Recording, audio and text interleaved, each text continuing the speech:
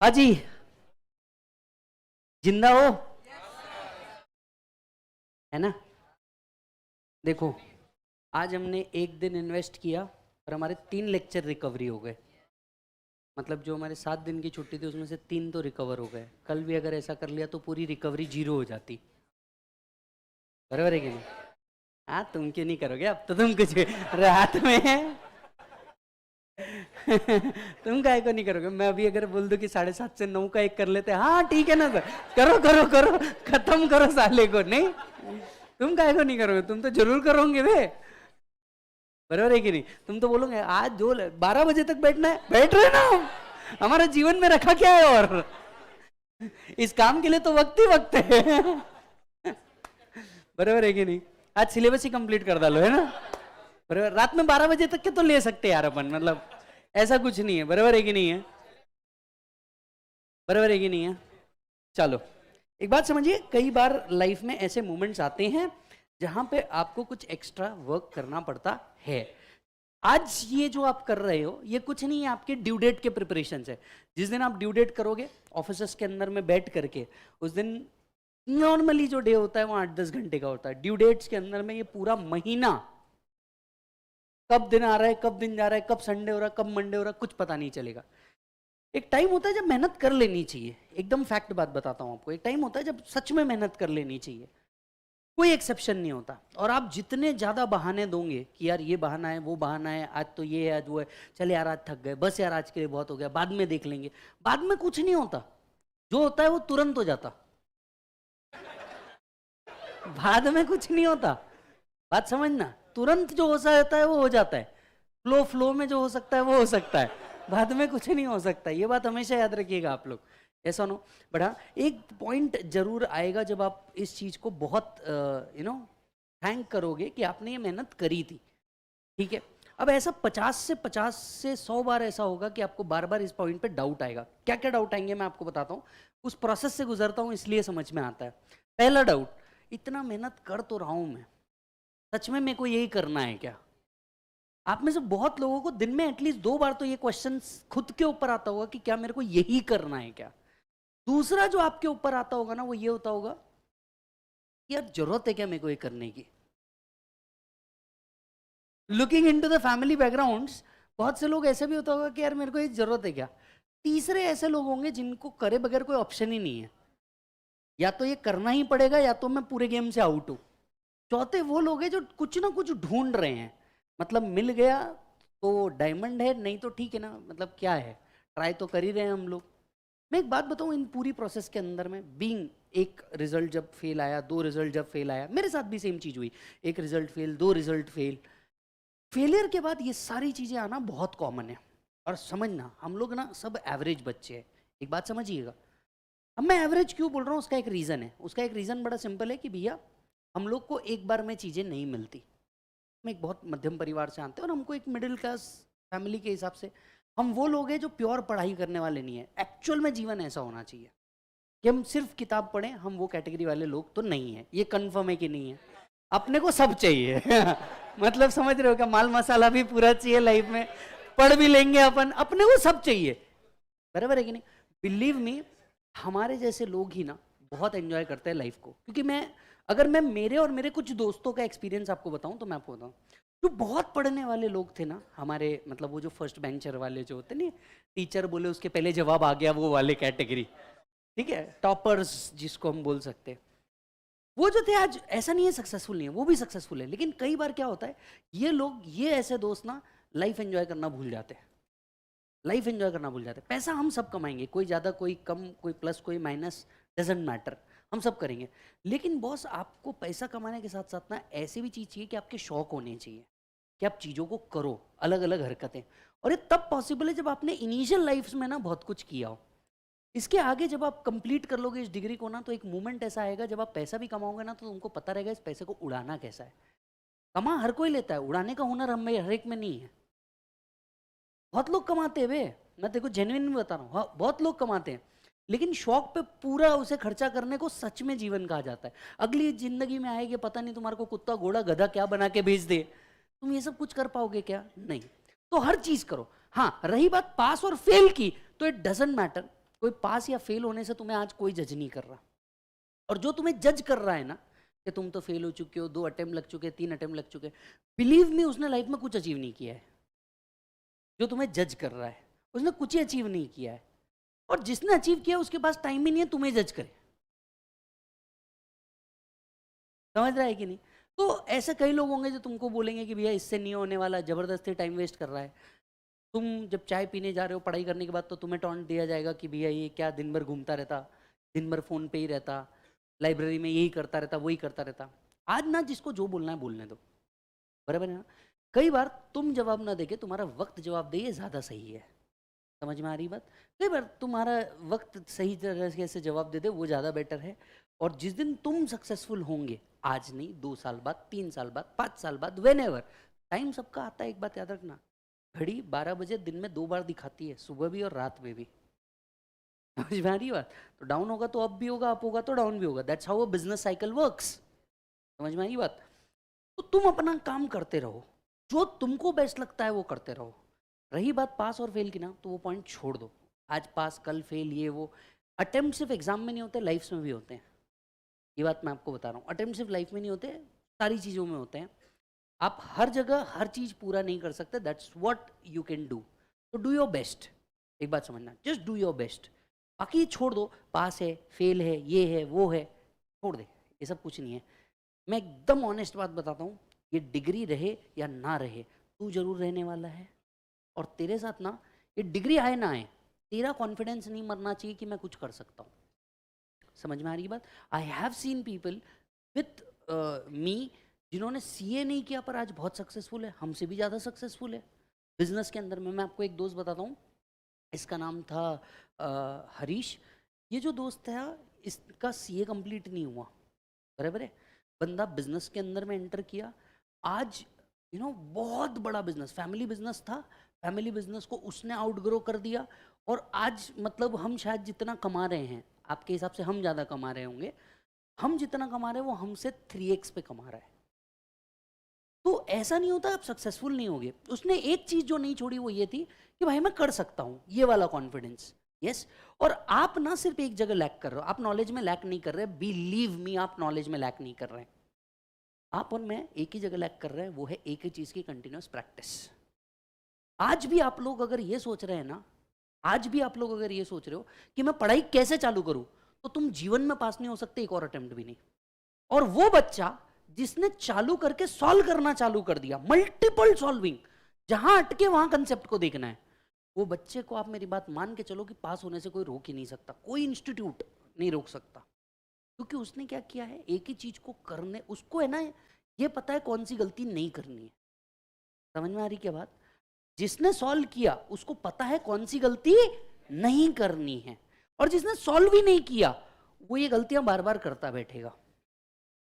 तो एक्सपीरियंस्ड बंदा जो होगा ना, वो इसको पास कर देगा। आपको जितना टाइम मिल रहा है, आधा घंटा, 1 घंटा, कोई पर्टिकुलर लेक्चर हो नहीं हो, व्हाट्सोएवर, आप अपना प्रैक्टिस जारी रखो। जहां थक रहे हो ब्रेक्स लो। जैसे अगर आज देखेंगे हमने अप्रोप्रिएट टाइम पे, जहां मेरे को लगा कि नहीं यार बहुत हो गया, 4:30 को छोड़ने वाला लेक्चर में 4 को छोड़ दिया, बोला नहीं यार, अगर एग्जॉस्ट हो गए तो पढ़ा के मतलब नहीं है, क्योंकि मजा नहीं आएगा। तो आप क्या करो, समय समय पे ब्रेक ले लो, छोटे से ब्रेक ले लो, ब्रेक्स बहुत ज़्यादा एक्सटेंड मत करो। यस, आप अगर 15 मिनट का ब्रेक लेना चाहते हो, 15 मिनट का ही ब्रेक लो, बहुत ज़्यादा एक्सटेंड मत करो, क्योंकि जो आज हो जाएगा वो आज हो जाएगा, बराबर है। इकोनॉमिक्स में हमें एक चीज़ पढ़ाई जाती है फाउंडेशन में, a day lost of labour can not be recovered. याद आ रहा है क्या? A lost of the labour can not be recovered, labour is perishable thing. याद आ रहा है क्या?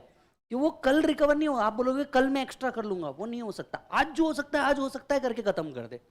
समझ में आई बात? जहां तेरे को नींद आ रही होगी, मैं तेरे को लिटरली बोलता हूँ, आधा घंटा उठ, तेरे को बहुत नींद आ रही होगी, आधा घंटा उठ, सिर्फ आधे घंटे से अपने आप को स्ट्रेच कर। जहां तू बोल देना ये मेरी कैपेसिटी खत्म हो गई, बस अपने आप को आधे घंटे से और स्ट्रेच कर दे।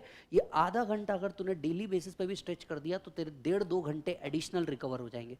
जहां नींद आए कोई पर्टिकुलर सब्जेक्ट में, छोड़, दूसरे पे स्विच कर, 1.5-2 घंटे पे। एक दिन के अंदर में बेसिक गलतियां मत कर। पहली गलती, एक दिन पढ़ूंगा सारा लेक्चर खत्म कर दूंगा, नहीं हो सकता। दिन में तेरे को 4 से 5 टॉपिक लेने हैं, 4 से 5 सब्जेक्ट लेने हैं, और उन हर सब्जेक्ट को 2-2, 2.5 घंटा अलॉट करना है, और उस हिसाब से आगे बढ़ते जाना है। Make sure classes complete, fast track and other thing complete होने के बाद you will solve at least 2 paper, paper solve करो, क्योंकि वो तुम्हारा रियल एनेक्सिटी टेस्ट होता है। क्योंकि कई लोगों को ना कंसेप्ट बहुत क्लियर है, पेपर सामने आते ही एनेक्शियस हो जाते हैं, कि वो ब्लैंक हो जाते, लिटरली ब्लैंक हो जाते। मेरे साथ हुआ था, कॉस्टिंग का पेपर था, मेरा फियर है भाई, मैं क्या करूं, मेरा फियर है। कॉस्टिंग एक फियर था मेरे को, और दूसरा मेरा ऑडिट फियर था, ये मेरा फियर था। और तीसरा था हमको ITSM, आप में से बहुत लोगों ने पढ़ा होगा शायद, ITSM दुनिया का सबसे घटिया सब्जेक्ट हो सका हो दुनिया, मतलब पढ़ाने वाला टीचर महान है, सब्जेक्ट बहुत ही घटिया है, बराबर है। और हमारे टाइम पे तो क्या था, मतलब इतना एडवांस नहीं था जितना तुम्हारा है। हमारे टाइम पे तो क्या था, माउस, वो ऑप्टिकल माउस, रेक्टिकल माउस, ऐसा कुछ तो फालतू फालतू चीजें थी, 7 layer of software development etcetera. Imagine, जो चीज दिख ही नहीं रही मैं उसको लिखूं कैसे? आप समझ रहे हो, हम जिस तरीके के लोग हैं ना, हम कोई भी चीज देख के सीखते हैं। हमेशा से प्रोसेस वही रहा है, पहले देखो फिर अप्लाई करो, प्रोसेस वही रहा है। देखा, इतने समझदार बच्चे हैं। मैंने जैसे ये कहा सब समझ गए मैंने क्या देखा और क्या लिखा, अप्लाई किया। पर सिंपल सी बात है। अब आप मेरे को बोलोगे 7 लेयर्स ऑफ सॉफ्टवेयर डेवलपमेंट, अरे क्या समझ में आने वाला है मेरे को? फिर फ्लो चार्ट बनना, याद है वो फ्लो चार्ट बनना, अरे काय का फ्लो चार्ट? यहाँ पे समझ में तो भी आता है, इसको government employ non government employ में कैटेगराइज करना है, वहां पर समझ में भी नहीं आ रहा। मेरा कॉस्टिंग का पेपर, मैं आपको जेन्युइन बता, कॉस्टिंग का पेपर पहले तो फटी हुई, बराबर है। मैं आपको बताऊं मेरे को कॉस्टिंग कहां तक याद था, मटेरियल। तुम्हारे साथ भी वही है क्या? मटेरियल तक के पूरा याद, मतलब कितने चैप्टर, 2। अच्छा, वो मार्जिनल का भी वो बीपी तक के सब ठीक होता है, याद आ रहा है? बीपी तक के सब ठीक होता है, बीपी के आगे क्या होता है वो नहीं पता। और स्टैंडर्ड में वो 4 बेसिक वेरिएंस आते हैं ना, वो उसके आगे क्या हो रहा हूं मेरे को घंटा नहीं समझ रहा। अभी मेरे साथ कॉस्टिंग में प्रॉब्लम है कि मैं ऐसे क्वेश्चन को देखूं और मेरे को यही समझ नहीं आया कि उसमें करना क्या है। मतलब आप समझ रहे हो, वो सर्विस कॉस्टिंग, जॉइंट कॉस्टिंग, वो सब तो मेरे सिलेबस में ही नहीं था। मेरा बात समझना, टीचर ने बहुत अच्छा पढ़ाया, सब सारी चीज हुई, मेरे को तो समझना चाहिए ना। जरूरी थोड़ी ना भैया हर एक को जो काजू कतली पसंद है मेरे को भी हो सकता ना, मेरे को रस भरा रसगुल्ला भी तो पसंद हो सकता है। रस भरा रसगुल्ला बोला मैंने, पसंद हो सकता है ना मेरे को। और यार मैं देखी जा, मैं पेपर में पहुंचा, पेपर में पहुंच करके पहला क्वेश्चन स्टैंडर्ड कॉस्टिंग, मेरे को तो समझा ही नहीं। वैसे बाहर आके दोस्त ने बताया ये तो स्टैंडर्ड का था। ठीक है, मैं बैठा स्टैंडर्ड कॉस्टिंग, समझ में तो कुछ आ नहीं रहा। पेज पलटा, 2 थ्योरी क्वेश्चन, मेरा भरोसा उठ गया अपने आप से।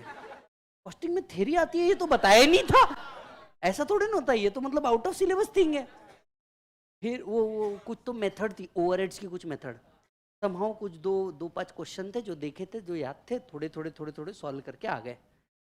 मैंने पेपर कुछ 80 मार्क का सॉल्व किया, 80। आगे सुनो, पिक्चर अभी बाकी है। मैंने मेरे हिसाब से कितना सॉल्व किया, 80। 20 तो मेरे को जम ही नहीं रहा था। क्वेश्चन नंबर 1 और 3 जनरली हमारे टाइम पे हार्ड आता था, तो वो दोनों छोड़ दिया अपन ने। 80 मार्क का सॉल्व करके आया, इस उम्मीद पे कि इंस्टीट्यूट 40 तो दे ही देगा। हर प्रोफेशनल स्टूडेंट का होता है कि 40 तो दे ही देगा, वो 39 पे तो नहीं अटकाएगा। अपन भी पहुंच गए बिल्कुल भाई जोश में। सब हुआ। रिजल्ट का दिन आया तो हर सीए स्टूडेंट के जैसा मैंने भी ये रिजल्ट, सेपरेट कोड, जामुनी कलर की पट्टी, institute of chartered accountant of India, नीचे विजय साल्डा, अपन डायरेक्ट नीचे पहुंच गए, फेल। कॉस्टिंग 14 मार्क्स, जो है वो है भाई, क्यों गलत बोलूं? अब आप जानते हैं मैं ऑलरेडी फेल हुआ वो, तभी तो आपके साथ की चीजें शेयर करना जानता हूं। 14 मार्क्स कॉस्टिंग में। उस दिन ना मेरे को एक चीज समझ में आई, साला इतने से तो काम नहीं होगा। अच्छा, बाकी सब में भी बहुत अच्छे नहीं थे। इन टोटल 6 सब्जेक्ट का टोटल था 150 मार्क्स। 6 सब्जेक्ट का टोटली कितने मार्क्स था? 150, जिसमें से मेरे को ऐसा था कि यार टैक्स लॉ अपन तो बहुत है ना, वाइडेबल और सब अपने को बहुत भारी आता था। जब मैंने देखा ना बेसिक गलतियां, अच्छा फिर क्या हुआ, फेल हो गया तो अपने को ऐसा लगता है कि यार 80 मार्क का सॉल्व करके आया था, इनने 14 ही मार्क्स दिए, मैं रीचेकिंग को डालता हूं। होता उसमें कुछ नहीं, अपन डालते, कुछ लोग के लिए होता भी है। मैं बोला भाई देख, मेरा 6 पेपर का टोटल 150 आ रहा, रीचेकिंग में भी डालू तो बेइज्जती है। समझ आ रही है? एक आध मार्क्स से इधर उधर रहा हो तो सेंस भी बनता है, अपन तो टोटली नॉनसेंस काम कर रहे हैं। पर उन चीजों से ना एक चीज समझ में आई कि भाई यार इतने से तो काम नहीं होगा। लॉ अपना बड़ा कॉन्फिडेंट था, गुस्से गुस्से में वापस से वही पेपर लिया और सॉल्व किया, जितना जमा उतना टाइम लगा के सॉल्व किया, कि भैया सॉल्व किया। मैंने देखा वही पेपर जो मैं ऑलरेडी देख चुका हूं उसी को सॉल्व करना मेरे को लगे 5 सवा 5 घंटे। मेरे को एक चीज समझ में आई, 5 सवा 5 घंटे लगने के बाद मेरे को एक चीज समझ में आई कि साला मेरे से टाइम मैनेजमेंट नहीं हो रहा। अब ये क्यों नहीं हो रहा? क्योंकि मेरे को पता ही नहीं है स्टेप के बाद कौन सा स्टेप लेना है। मेरे से टाइम मैनेजमेंट नहीं हो रहा। तो टाइम मैनेज करने के लिए क्या किया? There is a simple way. आप लोग में से बहुत सारे बच्चे मेरे को पूछते हैं सर टाइम कैसे मैनेज करें? बेवकूफ़ी, टाइम मैनेज करना ही नहीं पड़ता। अगर आप एक ही चीज को कम टाइम में करना जानते हैं तो दैट्स ऑटोमेटिकली टाइम मैनेजमेंट। तो सेम चीज को अब क्या करा, दनादन सॉल्व किया सॉल्व किया सॉल्व किया। जब मैंने 8-10 क्वेश्चन सॉल्व किया तब मेरे को समझ में आया कि यार हाँ, मेरे को कौन सी जगह पे टाइम नहीं लग रहा है और कौन सी जगह पे टाइम लग रहा है। बराबर है? अब मैंने जैसी वो चीज करनी चालू करी मेरे को फर्क दिखने लग गया। वापस से पेपर उठाया, वही पेपर को फिर से सॉल्व किया। अगेन इसके अंदर में मेरे को 4 से 4.5 घंटे लग गए। मैंने बोला इतने से नहीं होगा, और करना पड़ेगा, और प्रैक्टिस जितना पॉसिबल हो कि भैया इसमें क्या क्या पॉइंट्स आ सकते, वो सारी चीज लिखने चालू करी। और उसके बाद मैं 3 से 4 बार खुद अपने आप, हमारे टाइम पे टेस्ट पेपर नाम का कंसेप्ट नहीं होता था, बराबर है? तो हमको ही क्या करना पड़ता था, लिख करके इवेल्युएट करना पड़ता था कि भैया कितने टाइम में हो रहा है और क्या हो रहा है। ओवरऑल मेरे हर सब्जेक्ट के अंदर में जब मल्टीपल मैंने ट्राई किए तो वो 50 से ऊपर आ रहे थे। फेयरली मेरे को लगा कि मैं पास हो जाऊंगा। पर मैंने कहा कि यार देख, यहाँ तो मैं वो क्वेश्चंस को सॉल्व कर रहा हूँ जो मैंने देखे हैं, नहीं देखे उसके लिए क्या। अगेन उन क्वेश्चंस को उठाया, अलग अलग जगह जहां से मिल रहा है उठाने का, सॉल्व करने का, जहां अटके समझ में आने का कि यार हाँ ये गड़बड़ की है, तो कौन सी गड़बड़ नहीं करनी है पहले ये समझना है। आप सबको एक छोटा सा बात बोल करके कंसेप्ट चालू करता हूँ। हम सबका एक 11th का टाइम रहा है, आपने देखा 11th का जिस दिन पेपर आया था, आपने कभी ये फोकस किया पेपर आने से पहले आपने पूरा फॉर्मेट ड्रॉ करके रख दिया था? याद आ रहा है कि 11th का पेपर याद करो, आपने पूरा फॉर्मेट ड्रॉ करके रख दिया था। और उसके बाद जैसे ही पेपर आया वैसे ही वैसे आपने दनादन लिखना चालू कर दिया। आपको पता था डेबिट किधर करना है, क्रेडिट। तेल लगाने का लॉजिक क्या है, बात समझिएगा। 11th-12th में आप लॉजिक नहीं ढूंढते, बराबर है? आप ये करना है तो आप क्या करते थे, डेबिट और क्रेडिट। कभी आपने सोचा आपको 100 में से 80 आ रहे हैं, 100 में से 90 आ रहे हैं उस पेपर में, अकाउंट के तो रूल बदले ही नहीं, तो आज क्या हो गया? तो फर्क ये पड़ गया कि अकाउंट्स में आपने उसी चीज को 50 बार 60 बार सॉल्व किया था, तो आपको क्लियर समझ में आ गया था ये इधर डेबिट है और ये इधर क्रेडिट है। तो आपने ब्रेन की जगह हाथ को भी प्रैक्टिस करवा दी थी कि ये इधर डेबिट होगा, इधर क्रेडिट होगा, ये होगा, ये होगा। किसी भी पेपर में हम जैसे एवरेज बच्चों के साथ एक ही चीज है, आपको बस ये पता होना स्टार्ट और स्टार्ट के बाद नेक्स्ट स्टेप क्या है। आपको अगर ये जमते गया तो आप धीरे धीरे एंड तक पहुंचते जाएंगे। आज हमने सैलरी के अंदर में 3 से 4 क्वेश्चन लिए, आपने एक चीज फोकस की, आपको ये पता था इसके बाद ये, इसके बाद ये, इसके बाद ये, इसके बाद ये, जहां टकरे वर्किंग नोट, जहां टकरे वर्किंग नोट। सोचो अगर आज कल या अगले 3 दिन तक के तुम सैलरी के रोज के 4 क्वेश्चन भी लेकर के सॉल्व कर देते हो तो it will be 12 to 15 question of complete salary. बड़े क्वेश्चन उठाओ, छोटे क्वेश्चन हाथ ही नहीं लगाने का। मतलब आप जाओगे ग्रेचुटी का एक क्वेश्चन सॉल्व करोगे, बेवकूफी है, इस पे टाइम वेस्ट करने का ही नहीं। आपने जाने का सीधे बड़े क्वेश्चन उठाने का, डरने का नहीं। जहां अटकोगे दोबारा सॉल्व कर, जहां अटकोगे दोबारा सॉल्व कर, बड़े क्वेश्चन उठा, क्योंकि जो क्वेश्चंस आएंगे वो क्या होंगे, बड़े और टोटल। ये तेरे को मालूम है? यस, क्लास में तेरे को छोटे सॉल्व कराए जाते हैं ताकि तू बड़े पे पहुंचे, ये रेगुलर क्लास का पार्ट है। पर तेरे को आना तो बड़े क्वेश्चन है। आप देखो मैंने फास्ट ट्रैक के अंदर में कोई छोटा क्वेश्चन नहीं रखा, ना कोई ग्रेचुटी पे, ना कोई रिटायरमेंट पे रखा ही नहीं। रेगुलर बैच होती है, आपको 40 से ऊपर क्वेश्चन सॉल्व करा के बैठा होता मैं अब तक। 40 से ऊपर क्वेश्चन सॉल्व करा के बैठा होता, पर वो आपके एग्जाम ओरिएंटेड अप्रोच के अंदर में नहीं है। जो पहली बार पढ़ेगा मुझे उसे करवाना पड़ेगा, पर आप ये करिए, बड़े क्वेश्चंस उठाइए, एक से ज्यादा बार उसको सॉल्व कीजिए। देखिए मल्टीपल अजम्पशंस हो सकते हैं, जैसे अभी कन्वीनियंस का हमने देखा, राइट। इंस्टीट्यूट ने उसी चीज को क्या ले रखा है, कंप्लीटली एग्जाम्ड, हमने उसको क्या ले रखा है, टैक्सेबल। तो आप ये देखिए कि भैया क्या अजम्पशन अलग हो सकता है और किस जगह पे अजम्पशन अलग हो सकता है, हमने क्या करना चाहिए। तो आप इस चीज को क्या कर देंगे, सॉल्व कर देंगे। बड़ी चीजें उठाओ, कोई प्रॉब्लम नहीं है, डरो मत। अटकोगे दैट्स ओके, रुकोगे दैट्स नॉट ए ओके। समझ में आया? अटकोगे दैट्स ओके, रुकोगे दैट्स नॉट ओके। समझ में आई बात? आज से भी अगर हम देखें तो लगभग 130 से 140 डेज बचते हैं एग्जाम के अंदर में। मोर देन सफिशिएंट टाइम है एक और बोथ ग्रुप दोनों के लिए। अगर आपके पास सिर्फ 80 डेज बचे होंगे एग्जाम के लिए तो आप सिर्फ एक ग्रुप दे सकते हैं। आज आपके पास बहुत बड़ा टाइम है, लगेगा नहीं आपको 130 से 140 डेज ही बचे होंगे, शायद 120 से 140 बचे होंगे, वॉट एवर, उससे भी कम, 100 से भी कम होंगे, ठीक है। अगर 100 से भी कम है, मैंने एक्चुअली कैलकुलेट नहीं किया, मैं सिर्फ समझ रहा हूं, अगर 100 से भी कम है आपके पास तो आप अभी भी क्या कर सकते हो, एक ग्रुप तो बड़े आसानी से निकाल सकते हो प्रैक्टिस करके, बड़े आसानी से, अनलेस एंड अनटिल आपका ग्रुप 2 का भी एटलीस्ट 50% कंप्लीट हो चुका हो। तो बस क्या करो, प्रैक्टिस करो। अब लॉ जब आप लिख रहे हो या ऑडिट जब आप लिख रहे हो, एसएम जब आप लिख रहे हो, पॉइंटर्स पहले याद कर लो कि ये पॉइंटर्स है। अंदर की फ्रेमिंग इट्स ओके तुम बना सकते हो, एज इट इज वर्ड्स नहीं लिखने होते जहां तक मेरे को लगता है, बट फिर भी फ्रेमिंग आपको अगर जम गई तो आप काम कर सकते हो। समझ में आ रहा है? तो it's okay to have 1 attempt, multiple attempt, 5 attempt, 7 attempt, कुछ नहीं होता। मेरे को खुद को 2 से ऊपर लगे हुए, कोई फर्क नहीं पड़ता। Does that means that I am not successful और समथिंग? नो, ऐसा कुछ भी नहीं है। समझ में आ रही है बात? जितनी इच्छा है वो पूरी कर चुका हूँ और पेरेंट्स मेरे पे प्राउड है, इससे ज़्यादा कमाई अपने को चाहिए भी नहीं। बात समझना, जितनी अपनी इच्छाएं हैं वो बहुत है, बहुत है।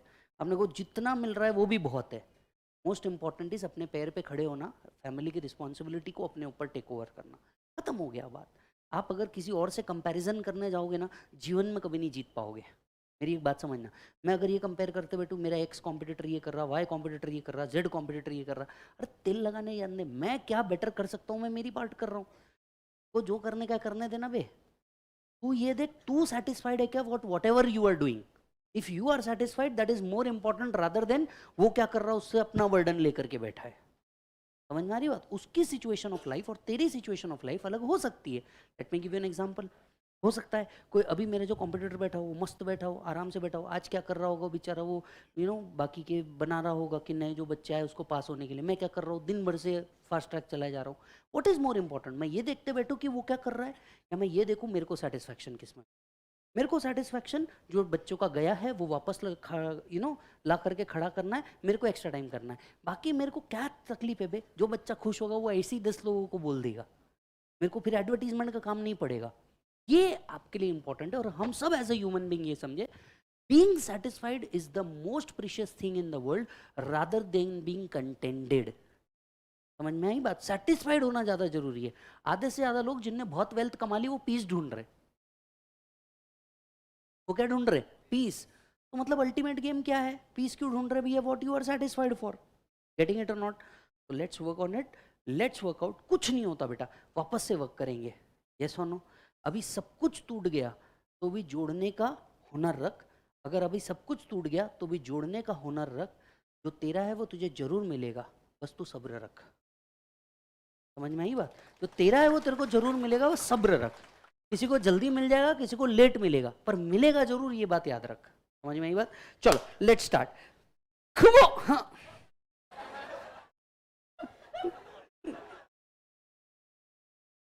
बहुत मारेंगे यार कुछ लोग मेरे को पकड़ के।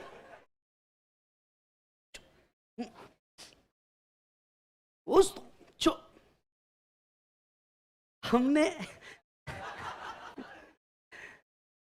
अरे यार मेरे को बहुत लोग मारेंगे पकड़ के, सच में।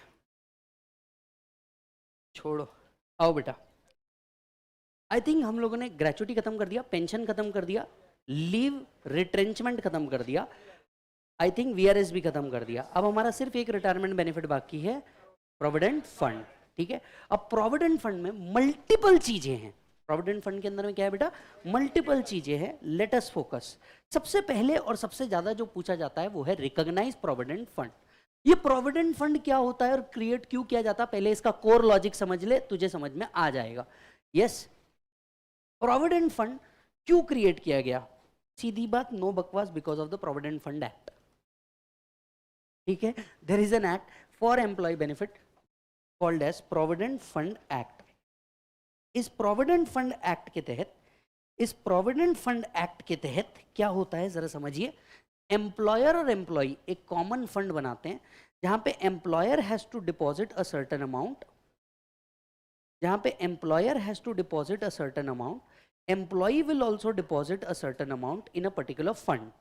ठीक है, इन अ पर्टिकुलर फंड। ये फंड किसके बेनिफिट के लिए है, एम्प्लॉय। अब प्रोविडेंट फंड किसको मिलता है, understand, mostly private sector employ. Government sector employ gets pension, private sector employ gets provident fund. Are you getting the point? ये है प्रोविडेंट फंड का गेम। तो प्रोविडेंट फंड के अंदर में प्राइवेट सेक्टर्स के जो एम्प्लॉय है, मोस्टली, सिर्फ नहीं बोल रहा हूं मैं, mostly they get provident fund. Employer employ मिलकर के एक फंड में पैसा डालते हैं। अब इस फंड के बारे में मैं कुछ बताता हूं। As per provident fund act, right, provident fund act, PF act कहता है कि ये जो फंड है ये गवर्नमेंट फंड भी हो सकता है, मतलब गवर्नमेंट का बनाया एक फंड, एम्प्लॉयर उसमें रजिस्टर करेगा, अपने सारे एम्प्लॉय को रजिस्टर करवाएगा और दोनों जन उसमें कंट्रीब्यूट करेंगे। अगर ये गवर्नमेंट का अप्रूव्ड फंड है, हम इसे कहते हैं SPF, that is statutory provident fund, बराबर है। लेकिन प्रोविडेंट फंड एक्ट आपको एक पावर भी देता है कि आप ओन फंड क्रिएट कर लो, मतलब जो बड़े बड़े ऑर्गेनाइजेशन है, क्योंकि होता क्या है देखिए, आप गवर्नमेंट बैंक के अंदर में पैसा डालेंगे एसबीआई, यू गेट 3% इंटरेस्ट, यही आप कोटक के अंदर में डाल दीजिए, यू गेट 6% इंटरेस्ट, बराबर है। तो एम्प्लॉयर जो बहुत बड़े फंड लेकर के बैठा है, imagine a company like Adani group, कितने एम्प्लॉय होंगे, बहुत सारे। जब एम्प्लॉय इतने सारे होंगे तो उनका अमाउंट और कंपनी का अमाउंट मिलकर के एक बहुत बड़ा फंड बन जाएगा। तो instead of depositing in government scheme, वो जाते हैं और इस ओन फंड को अप्रूव कर लेते हैं। अगर इस ओन फंड को उन्होंने अप्रूव कर लिया, किससे अप्रूव करवाना होता है, CIT, that is commissioner of income tax. अगर उन्होंने इसे अप्रूव करा दिया, हम इसे कहते हैं रिकॉग्नाइज प्रोविडेंट फंड, आरपीएफ, बराबर है। आपने फंड तो बनाया लेकिन ये अब तक अप्रूव नहीं करा, तो इसको हम कहते हैं यूआरपीएफ, इसको हम कहते हैं URPF, that is unrecognised provident fund. तीनों के बीच का कैटेगरी समझ में आया, राइट। तो प्रोविडेंट फंड एक्ट बना, प्रोविडेंट फंड एक्ट ने बोला या तो तुम गवर्नमेंट की स्कीम में पैसा लगा दो या तो तुम अपने फंड बना लो। गवर्नमेंट की स्कीम में पैसा लगाया मतलब एसपीएफ, ओन फंड बनाया मतलब अप्रूव करवाया तो आरपीएफ, अनअप्रूव करवाया तो यूआरपीएफ। अब पहले जब ये एक्ट आया था, ये सिर्फ एम्प्लॉय के लिए हुआ करता था। पहले जब ये एक्ट आया था, जब ये किसके लिए होता था, एम्प्लॉय के लिए। जो सेल्फ एम्प्लॉयड लोग थे, इनको भी कोई इन्वेस्टमेंट मैकेनिज्म चाहिए था। सेल्फ एम्प्लॉयड मतलब किराना दुकान वाले, भैया रिटायर तो कभी ना कभी ये भी होंगे, फ्यूचर प्लानिंग तो सबको चाहिए। तो इन्होंने बोला कि हमारे लिए भी सरकार ऐसी कोई स्कीम निकालो। तब जाकर के एक नया कंसेप्ट बना PPF, that is public provident fund, समझ में आया? जिसका एम्प्लॉयर एम्प्लॉय रिलेशनशिप से कोई लेन देन नहीं है। जो भी व्यक्ति को इन्वेस्टमेंट करना है अपने फ्यूचर के लिए, एक सर्टेन अमाउंट वो पीपीएफ में डाल दे, जिसको कहा गया पब्लिक प्रोविडेंट फंड, राइट। यानी अगर आप एम्प्लॉय हैं तो आप इन तीन में से किसी कैटेगरी में आएंगे। अगर आप एम्प्लॉय कैटेगरी में नहीं है बट फिर भी आप इन्वेस्टमेंट करना चाहते हैं तो आप पीपीएफ के अंदर में आएंगे। Make sense? ठीक है, ये है इसका बेस। इसीलिए हम 4 प्रोविडेंट फंड की बात करते हैं, recognize, unrecognize, statutory and public. Yes और नो, राइट। इसमें से सबसे ज्यादा कौन सा बेटर है? टैक्स प्लानिंग के हिसाब से एसपीएफ इज द बेस्ट। क्यों? क्योंकि फुल्ली एग्जम्प्ट है, बराबर है। अब सोच के देखिए, कोई भी प्रोविडेंट फंड बन रहा है मतलब employer has to contribute, employ has to contribute. ये जो फंड होगा ये किसी बैंक में रखा जाएगा, तो जाहिर सी बात है इस पे क्या जनरेट होगा, इंटरेस्ट। और चौथा, ये कभी ना कभी रिटायरमेंट के टाइम पे क्या हो जाएगा, विड्रॉ, बराबर है। यानी हमें 4 एस्पेक्ट सोचने हैं। एम्प्लॉयर जब कंट्रीब्यूट कर रहा तो इसका क्या, एम्प्लॉय जब कंट्रीब्यूट कर रहा इसका टैक्स ट्रीटमेंट क्या, जो इंटरेस्ट जनरेट हो रहा इसका टैक्स ट्रीटमेंट क्या, और जो फाइनल अमाउंट आ रहा उसका टैक्स ट्रीटमेंट क्या। मतलब हमें कितने टैक्स ट्रीटमेंट सोचने हैं, 4, बराबर है। सबसे पहले हम बात करते हैं एसपीएफ की, एम्प्लॉयर्स कंट्रीब्यूशन। एम्प्लॉयर जब किसी एसपीएफ में पैसा डालता है, it is fully exempt. Employ own contribution भी डालेगा, एम्प्लॉय का own contribution is eligible for eighty C provided he shift out of 115 BAC. याद होगा तो चैप्टर 6A के डिडक्शन 115 से बीएसी से मिलते नहीं, तो एटीसी का डिडक्शन अब तभी मिलेगा एम्प्लॉय को when he shift out of 115 BAC. Clear है? अब इसमें इंटरेस्ट आएगा एग्जम्प्ट, जो इसका फाइनल अमाउंट होगा वो भी क्या होगा? एग्जम्प्ट। तो अगर आप देखेंगे टैक्स प्लानिंग के हिसाब से तो हर एम्प्लॉय ने एसपीएफ में ही जाना चाहिए, क्योंकि ये पूरा एग्जम्प्ट कैटेगरी है। बराबर है? एसपीएफ को कट कॉपी पेस्ट कीजिए, पीपीएफ में डाल दीजिए। एक एम्प्लॉयर एम्प्लॉय कंट्रीब्यूशन को अगर हटा दे, बिकॉज एम्प्लॉयर तो यहाँ पे होता ही नहीं, ओन कंट्रीब्यूशन जो होगा उसका डिडक्शन मिलेगा 80C if they shift out of 115 BAC. Interest exempt, final amount exempt, यानी एसपीएफ और पीपीएफ बिल्कुल सेम है। समझ में आई बात? सिर्फ एम्प्लॉयर कंट्रीब्यूशन हटा दो। ये दोनों भी एग्जाम में नहीं पूछते। अब आते हैं किसके ऊपर? आरपीएफ। सबसे ज्यादा बार पूछा जा सकता है, पिछले 2 प्रॉब्लम में तुम भी सॉल्व करके आ गए। ठीक है, सबसे ज्यादा बार यही पूछा जाएगा। तो लेट्स फोकस। एम्प्लॉयर एम्प्लॉय के बिहाफ पे आरपीएफ में कंट्रीब्यूट करता है। आरपीएफ का full form recognize provident fund. ठीक है, एग्जामिनर कभी इस बात पे नहीं खेलेगा कि ये फंड आरपीएफ है या यूआरपीएफ है, इस पे कभी नहीं खेलेगा। वो क्लियर कट लिख के दे देता आरपीएफ है कि यूआरपीएफ है, गेम ओवर। ठीक, अब एम्प्लॉयर ने एम्प्लॉय के बिहाफ पे आरपीएफ के अंदर में कंट्रीब्यूट किया तो it is exempt up to 12% of salary. It is exempt up to 12% of salary. तो contribution in excess of 12% of salary is taxable. बराबर है? मतलब अप टू 12% क्या है? एग्जम्प्ट। याद कर, बियॉन्ड 12% तो रिसीव्ड इन इंडिया भी माना जाता है, रेजिडेंशियल स्टेटस। ठीक है, क्योंकि 12% तक के क्या है बेटा? एग्जाम। अब आप ये पूछेंगे सर सैलरी मतलब क्या? Basic plus DA for retirement plus commission which is based on turnover. Everybody? Yes. तो basic plus DA for retirement plus commission which is based on turnover. अब एम्प्लॉय जो कंट्रीब्यूट कर रहा है इसका भी डिडक्शन 80C में मिलेगा, provided you are shift opt out of 115 BAC. अब देखेंगे आपका जो भी बुक होगा, जो भी ऑर्थर होगा जो बुक का, उन सब ने ये टेबल दे के रखा होगा। ये एक ही टेबल है जो एक्ट से आ रहा है डायरेक्टली, बस इसमें इस बार ये ऐड हो गए हैं ओन कंट्रीब्यूशन पे 115 बीएसी, बाकी कुछ ऐड नहीं हुआ है यहाँ पे। फिर इसके ऊपर इंटरेस्ट मिलेगा। Interest is exempt up to 9.5%। Interest is exempt up to 9.5%। yes or no? yes. Final amount exempt है subject to certain condition. Final amount जो है आरपीएफ की वो एग्जम्प्ट है सब्जेक्ट टू सर्टेन कंडीशन। हम नीचे देखेंगे कंडीशन क्या क्या है। ठीक है, तो चलो 1 2 3 स्टार्ट। आरपीएफ पे फोकस करो। एम्प्लॉयर कंट्रीब्यूशन कितना एग्जम्प्ट है? 12% ऑफ सैलरी। इस पे ऑलरेडी हम पहले प्रॉब्लम सॉल्व करके आ गए। इंटरेस्ट कितना एग्जम्प्ट है? 9.5% ऑफ सैलरी। गलत, 9.5 पर एनम ऑफ सैलरी है ही नहीं वहां पे, वो इंटरेस्ट है। तो गलती समझ में आई? क्या करोगे तुम? वहां पे है 9.5% per annum, that's interest. Of salary मत कर देना उसको, यहां गलती करोगे तुम। ठीक है, तीसरा क्या है? Own contribution allowed as deduction under 80C subject to 115 BAC. Final amount exempt है। फाइनल अमाउंट क्या है बेटा? Exempt. Next point, URPF unrecognised provident fund. ऐसा प्रोविडेंट फंड जो बनाया पर अप्रूव नहीं किया, मतलब income tax do not know anything about this fund. Yes, और may be a fund which is not yet approved by the department. Employers contribution not taxable at the time of contribution. जिस साल आप contribute कर रहे हैं उस साल वो टैक्सेबल ही नहीं होने वाला। पूछो क्यों? पता ही नहीं है डिपार्टमेंट को ऐसा कोई फंड है, कौन कितना कंट्रीब्यूट कर रहा है, कहां से टैक्स करोगे? तो नॉट टैक्सेबल जिस टाइम पे वो कंट्रीब्यूट किया जा रहा है, क्योंकि पता ही नहीं है कि कंट्रीब्यूशन कितना हो रहा है। एम्प्लॉय टू एम्प्लॉय कैटेगरी भी ये बदल सकता है। दूसरा, own contribution not eligible for deduction. पूछो क्यों? पता ही नहीं है ऐसा कोई कंट्रीब्यूशन हो रहा है, टैक्स कहां से करोगे? थर्ड, जो इंटरेस्ट आ रहा है वो भी उस टाइम पे टैक्सेबल नहीं है। जो इंटरेस्ट आ रहा है वो भी उस टाइम पे टैक्सेबल नहीं है। पूछो क्यों? पता ही नहीं है ऐसा कोई फंड है तो टैक्स कहां से करोगे? पर जो फाइनल अमाउंट है वो जरूर टैक्स हो जाएगी। पूछो क्यों? पता चल जाएगा। अब आप ये पूछेंगे कैसे पता चला? मन में सवाल उठना चाहिए, कैसे पता चला? देने वाला जब भी देता देता टीडीएस काट के।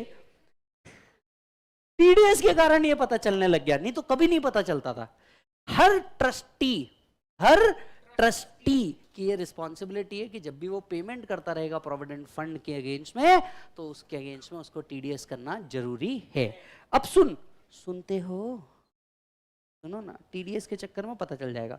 मतलब सोच, ये पैसा जो एंड में है यूआरपीएफ में, इसमें नहीं लगता तेरे को 4 चीजें होंगी?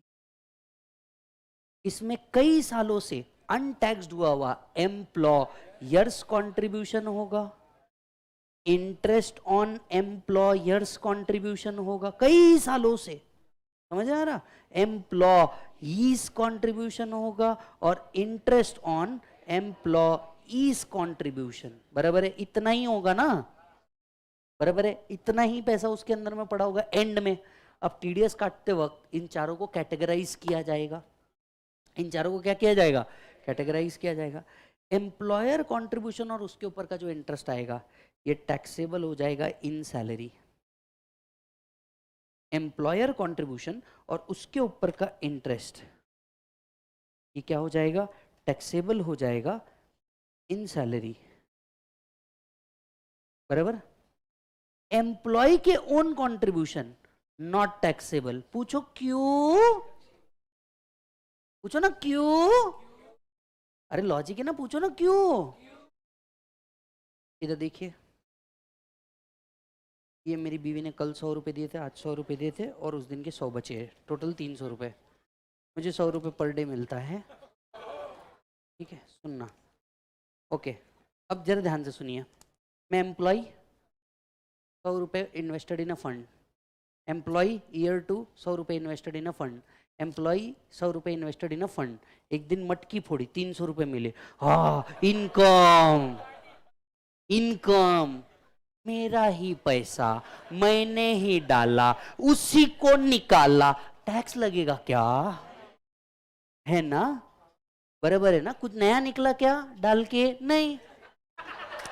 अरे मेरा ही पैसा, मैंने ही कंट्रीब्यूट किया, वही वापस मिला, किधर से टैक्स करेंगे ब्रो?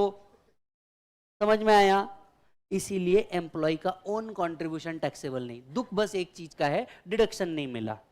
नहीं तो जनरली ओन कंट्रीब्यूशन पे क्या मिलता है? डिडक्शन। ये तो मेरा ही पैसा था, मैंने इन्वेस्ट किया था, आज वो इन्वेस्टमेंट का रिटर्न आ रहा है, उसको कहां से टैक्स कर लोगे?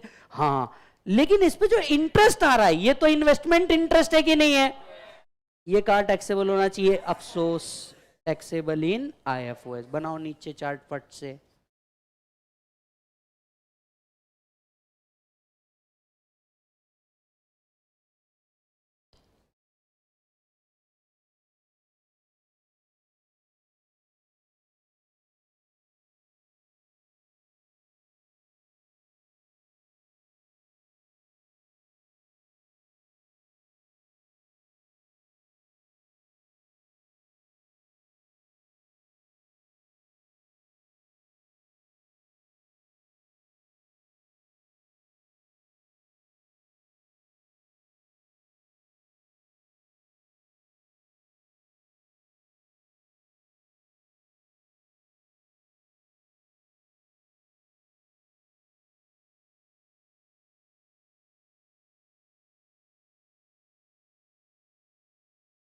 आहो,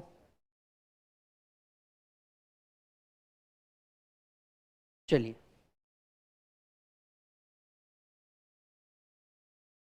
तो फाइनल अमाउंट जो भी मिलेगी सीधा वो टैक्सेबल होगी, वो भी कहां पे? यूआरपीएफ में। ठीक है मालिक? चलो जी।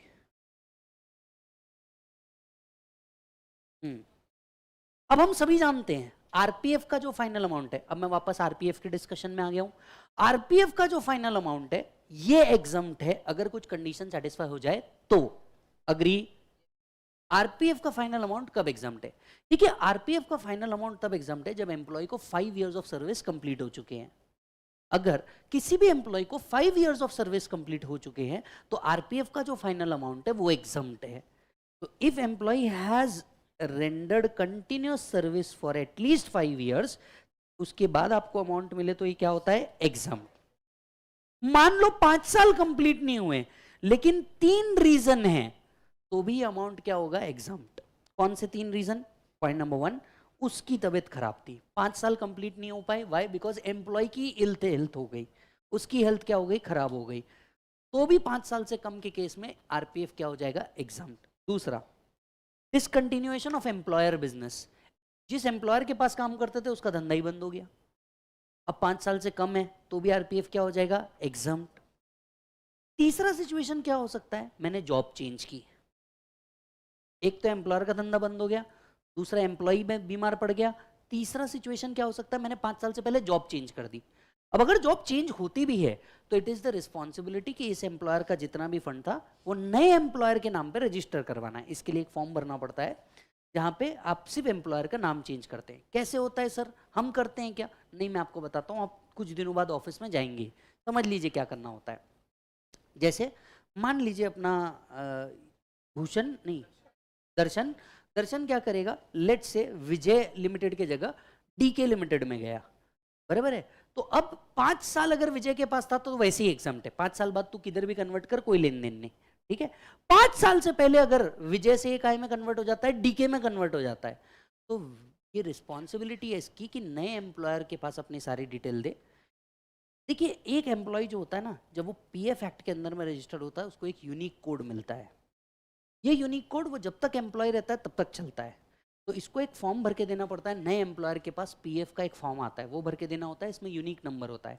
इस यूनिक नंबर में एक सेकंड पेज आता है, उस सेकंड पेज पे नीचे में ये एक अंडरसाइन करता है कि मेरे इस फंड को विजय एम्प्लॉयर से डीके एम्प्लॉयर में शिफ्ट कर दिया जाए। ये प्रोसेस होती है। तो इससे क्या होता है, इसका प्रोविडेंट फंड कितने भी ऑफिसर्स ये बदल दे, ये चलता रहता है, बराबर है। अब अगर 3 साल से 5 साल से पहले कभी भी चेंज हो गया तो इसकी रिस्पॉन्सिबिलिटी थी इस अकाउंट को कहाँ शिफ्ट करना, डीके अकाउंट एम्प्लॉयर में शिफ्ट करना। अगर इसने वैसे भी कर दिया and 5 years in total complete हो गए तो भी आरपीएफ का फाइनल अमाउंट क्या हो जाएगा बेटा, एग्जाम। समझ में आई बात? तो चलो वापस से सिचुएशन 1, ये विजय के साथ 5 साल रह गया, आरपीएफ का जो फाइनल अमाउंट है ये पूरा का पूरा एग्जाम। ये विजय के पास 5 साल नहीं रह पाया, तीनों रीजन की वजह से। Reason number 1 ill health, reason number 2 employer का बिजनेस ही बंद हो गया, reason number 3 job change. Job change के अंदर में इसने क्या करना चाहिए था, शिफ्ट। अगर शिफ्ट कर दिया 5 साल कंप्लीट हो गए, पूरा का पूरा एग्जाम, अदरवाइज जो अमाउंट रहेगा वो क्या हो जाएगा, taxable. Is the entire amount standing balance to the credit of employee transferred to his individual account in RPF maintained with his new employer? If yes, तो क्या हो जाएगा, exempt, otherwise क्या हो जाएगा, taxable। समझ में आई सबको बात, right? If the entire balance, right, standing to the credit of employee transferred to his NPS account and notified by central government, तो भी क्या हो जाएगा, एग्जाम। अब देखो चौथा सिचुएशन ये हो सकता है, here in after Darshan select करे कि भैया मेरे को जॉब करना ही नहीं है। अगर इसको जॉब नहीं करना तो इसके इस अकाउंट को एनपीएस में शिफ्ट करना होता है। काय में शिफ्ट करना होता है, एनपीएस। तो भी अमाउंट एग्जाम्पशन की चालू रख सकता है। इसके पास 2 ऑप्शन है, एक या तो एनपीएस में शिफ्ट ना करे, जितना पैसा इसने आरपीएफ में कमाया उससे नया धंधा चालू कर ले, या दूसरा ये बोले धंधे के लिए मेरे पास पैसा अलग से है, मैं आरपीएफ को कंटिन्यू करूंगा। तो इस आरपीएफ के पैसे को कहाँ शिफ्ट करना है, एनपीएस, न्यू पेंशन स्कीम में शिफ्ट करना है। न्यू पेंशन स्कीम में भी अगर शिफ्ट कर देता है तो ये फाइनल अमाउंट क्या हो जाएगी, एग्जाम। तो 4 से 5 केसेस में ये अमाउंट एग्जाम होगी। पहला केस, इसने 5 साल कंप्लीट कर लिए, दूसरा इल हेल्थ, तीसरा डिसकंटिन्यूड ऑफ एम्प्लॉयर बिजनेस, चौथा job switch and shifting the new employer, shifting to new employer, पांचवा अब इसको जॉब ही नहीं करना, कोई बात नहीं, कहां शिफ्ट कर दे, एनपीएस में। तो ये पूरा फाइनल अमाउंट जो आरपीएफ का आ रहा है वो क्या हो जाएगा, एग्जाम। पांचों कैटेगरी समझ में आई सभी को? यस। ऐसे कैसे समझी, नहीं समझ सकते तुम, लिखो, how dare you. SPF, RPF, URPF, PPF.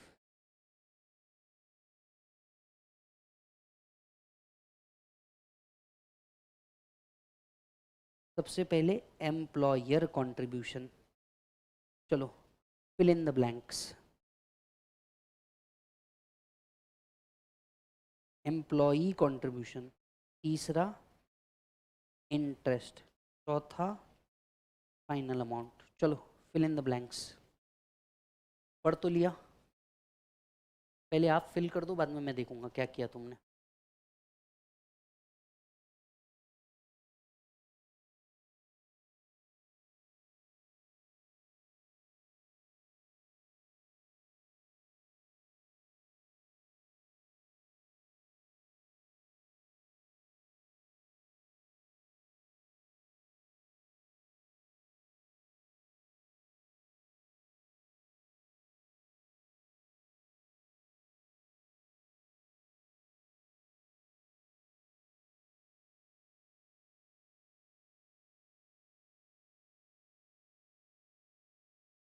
Done.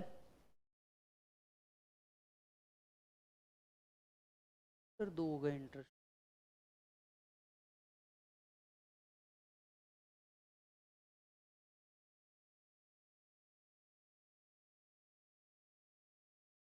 चलो चलो फिल इन द ब्लैंक्स, समझ गया था ना तुमको। क्या मैं इधर लिखूं exempt, exempt, exempt, exempt, exempt, exempt.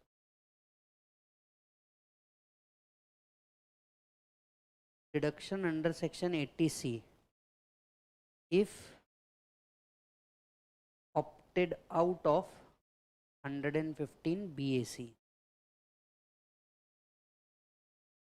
Deduction under section 80C if opted out of 115 BAC।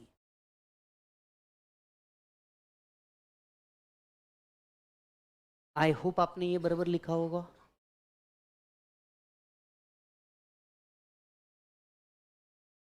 URPF not taxable at the time of contribution, no deduction,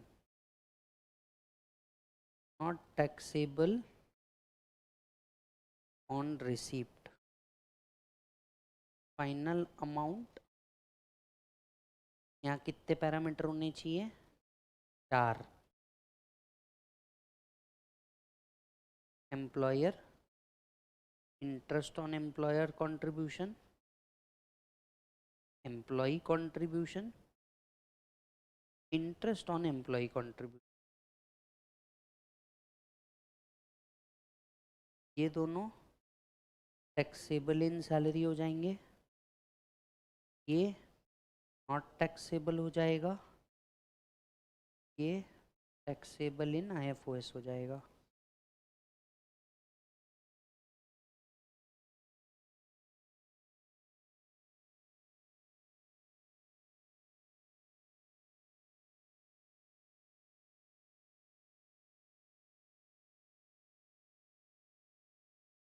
exempt up to 12% of salary, याद है क्या?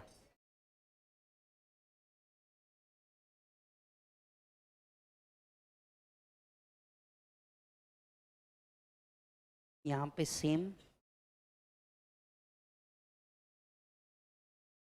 exempt up to 9.5% per annum,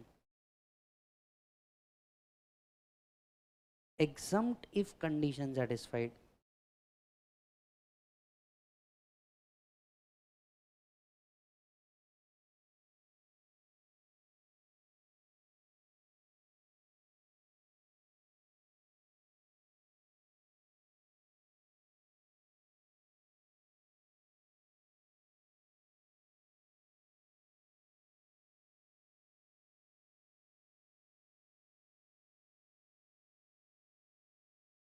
सोचो जो बच्चा बेचारा मंदिर में बैठा होगा, रिजल्ट नहीं आएगा तब तक यहीं बैठूंगा।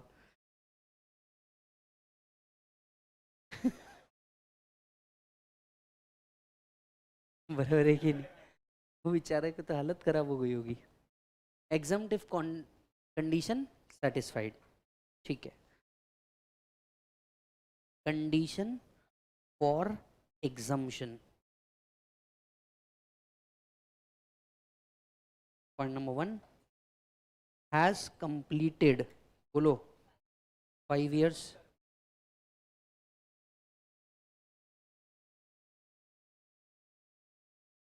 has completed 5 years of service. If not completed 5 years, following has happened.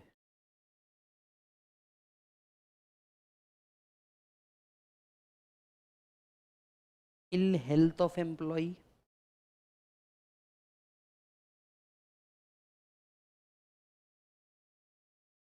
closure of employer business,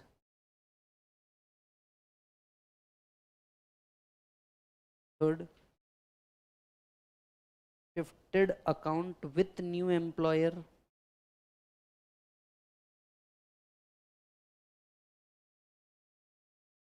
deposited in NPS account.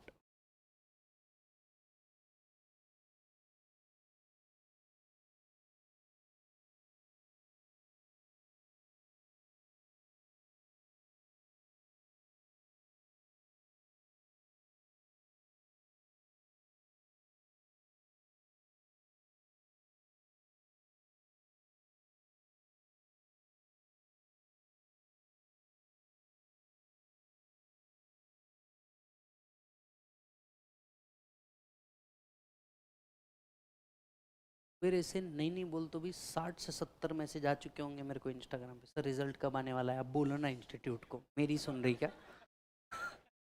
मेरी सुन रही क्या? मेरे सुने तो मैं खुद का सिलेबस कम करवा लूं।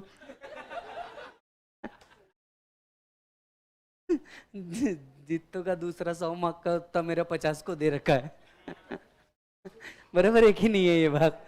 दूसरों का जितना 100 उतना मेरे को 50 को दे रखा है। तो ना एक बात को कभी ऑब्जर्व किया क्या, ग्रुप 1 में सबसे ज्यादा टाइम इसी सब्जेक्ट को लगता है, इसी सब्जेक्ट को सबसे ज्यादा टाइम अलोकेट किया जाता है, राइट? सबसे ज्यादा टाइम, मतलब दिन के नंबर ऑफ आवर्स आप देखोगे सबसे ज्यादा डीटी को मिला रहता है, सबसे ज्यादा टैक्सेशन को मिला होता है। जब तक बेचारा ग्रुप 1 का वो कॉस्ट अकाउंट्स कंप्लीट करता है तब तक के उसका डीटी चलता ही रहता है, जीएसटी चलता ही रहता है, और जब तक वो वहां पहुंचता है तब जीएसटी के एंड पे पहुंचता डीटी भूल चुका होता है। बराबर है ना? चलो, इज दैट डन? ये हो गया पहला पार्ट। अब आते हैं दूसरे पार्ट के ऊपर, जरा ध्यान से सुनिएगा। बराबर, excess contribution,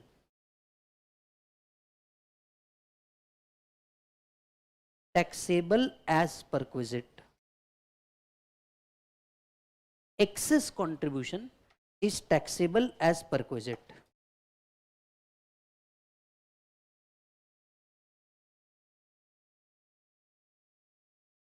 If employer contribute in RPF, NPS, superannuation fund. Anyone? What is the limit? In excess of rupees 7,50,000, including interest thereon. Everybody, such excess is taxable as perquisite.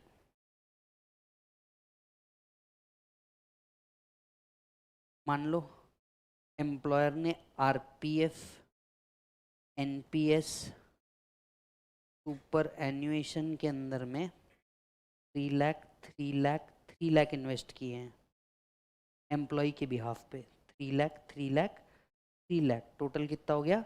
9 lakh. 9 minus 7.5 lakh, 1.5 lakh क्या माना जाएगा? परक्विजिट।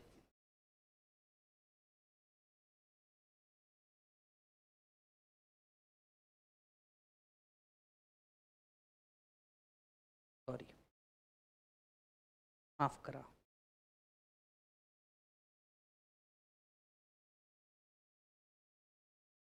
जनरली सुपर एन्युएशन फंड की limit individually कितनी है? 1.5 लैक्स।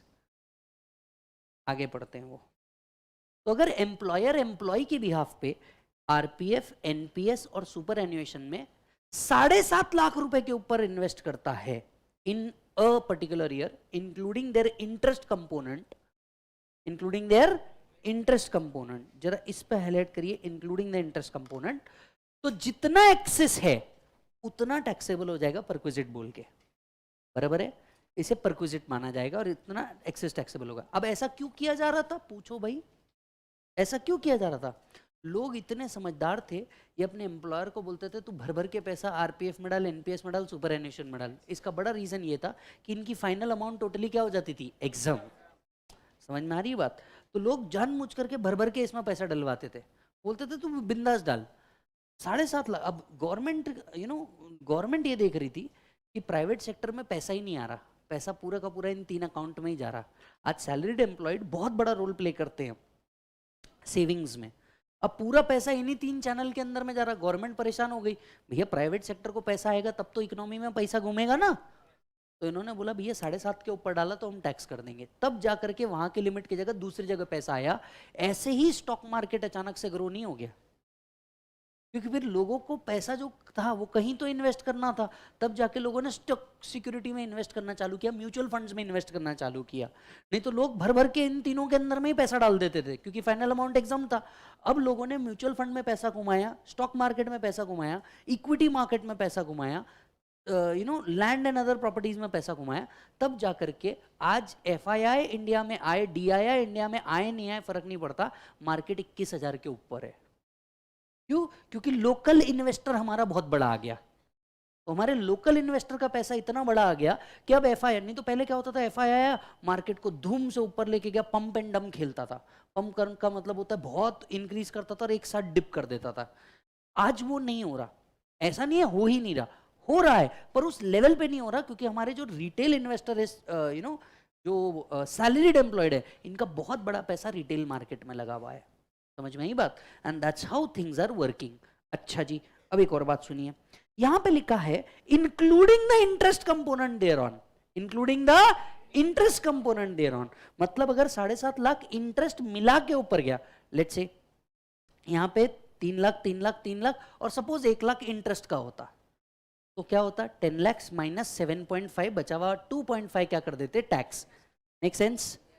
अब interest के case में एक इशू है, इंटरेस्ट जो है वो तो कंपाउंडिंग पे हो रहा है ना, समझ आ रहा है? प्योर इंटरेस्ट कितना टैक्सेबल है ये भी तो समझना पड़ेगा, जो इस साल का है।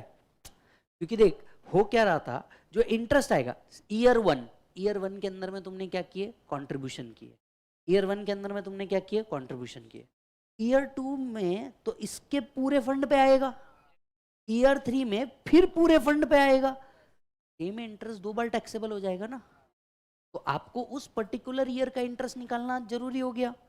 यस, तो इसके लिए एक और फॉर्मूला लाया, कैलकुलेशन ऑफ इंटरेस्ट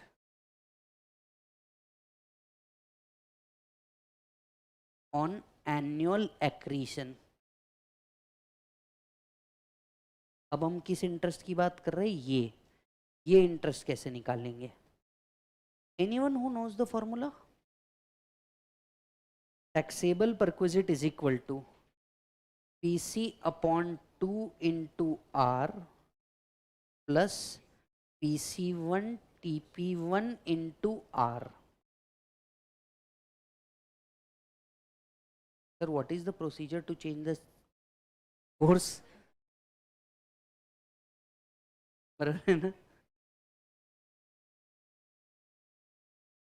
यार तुम्हारे बीकॉम में भी तो सैलरी है ना वहां ये सब नहीं आता क्या,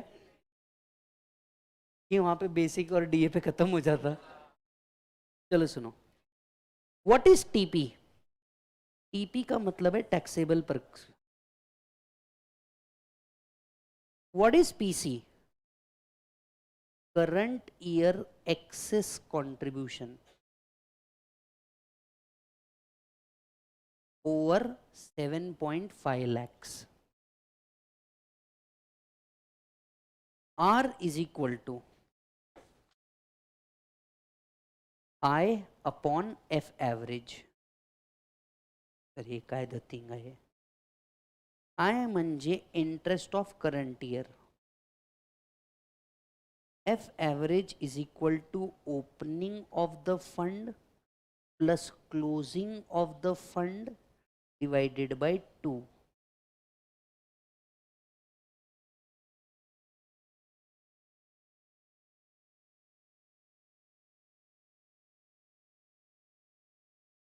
Opening of the fund, closing of the fund divided by 2.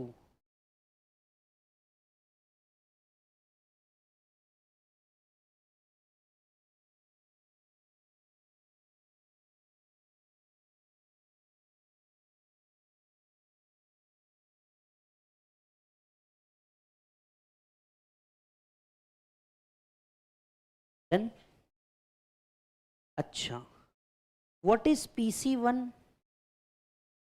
Earlier years excess contribution.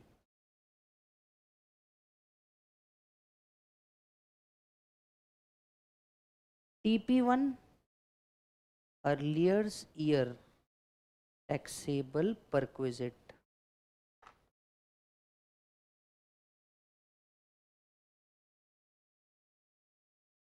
Earlier years taxable perquisite.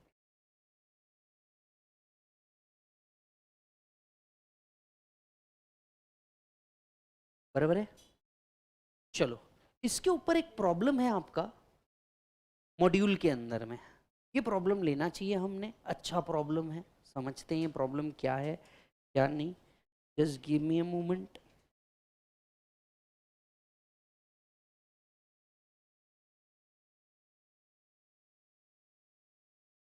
Right down example. एक एग्जाम्पल आप प्लीज लिखिए.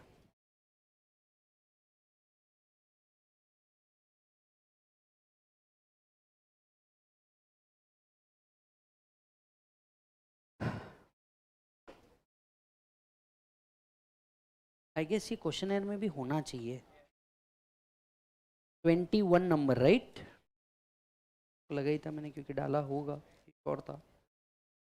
चलो, क्वेश्चनर का क्वेश्चन नंबर 21 नहीं,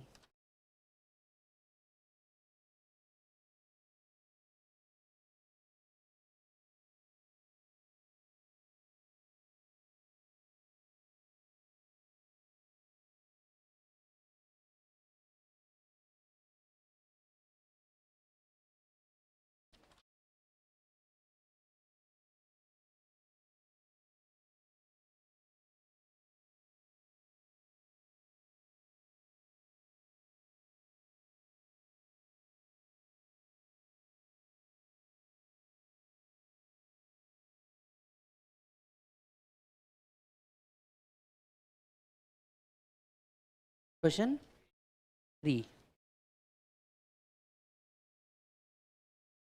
The question number 3 of your questionnaire. Question number 3 of your questionnaire.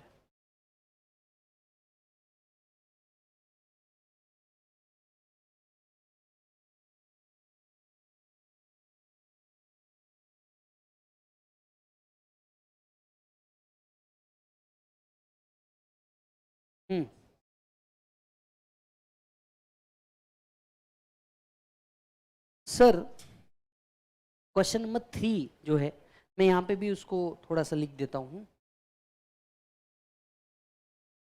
Basic salary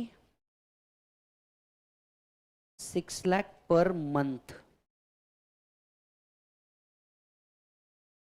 DA 8%. He contribute 10% of pay plus DA to RPF and company contribute same amount.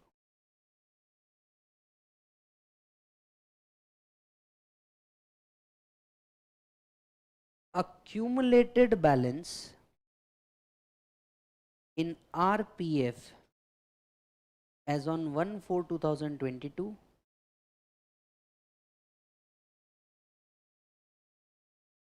31st March 2023, 31st March 2024 is 981,137, 2743,048, 4648,555.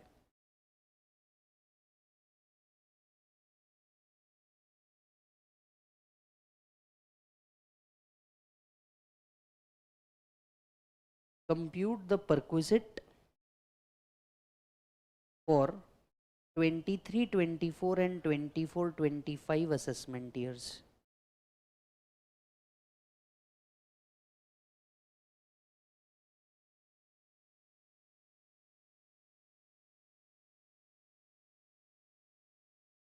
बराबर है। अब इस problem में आप देखेंगे हम 2 साल का चेक कर रहे हैं, तो 2 साल के अंदर में ये बहुत अच्छे से हो जाएगा।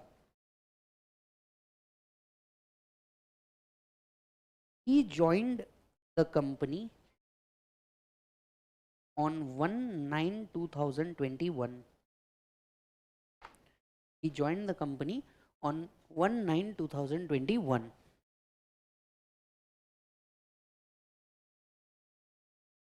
डन है। चलो सबसे पहले हम लोग क्या करते हैं, सबसे पहले हम लोग previous year 22-23 that is assessment year 23-24 का कैलकुलेशन कर लेते हैं। ठीक है, यहां हमारी सैलरी क्या रही होगी, यहां हमारी सैलरी क्या रही होगी,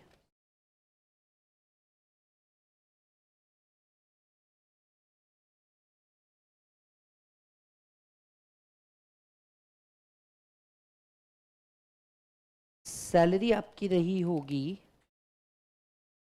6 लाख इंटू 12 दैट्स 72 लाख, और इसमें आपका डीए रहा होगा 5,76,000। तो आपका टोटल सैलरी बना होगा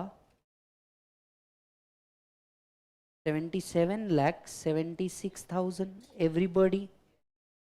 ठीक है, अब सोचिए एम्प्लॉयर्स का कंट्रीब्यूशन कितना रहा होगा टू आरपीएफ,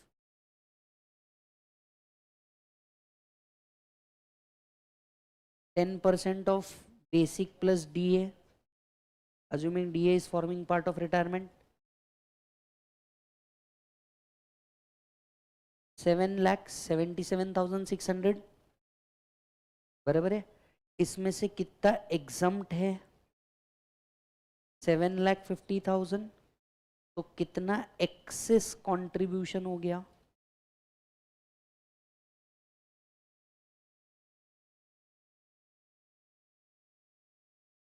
$27,600। क्या मैं इसे पीसी कह सकता हूं, क्या मैं इसे पीसी कह सकता हूं, बराबर।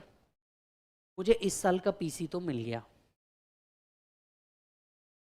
दूसरा, अब मैं ये कैसे निकालूं, ध्यान से सुनिए, अब मैं को क्या निकालना पड़ेगा, पीसी अपॉन 2 इंटू आर।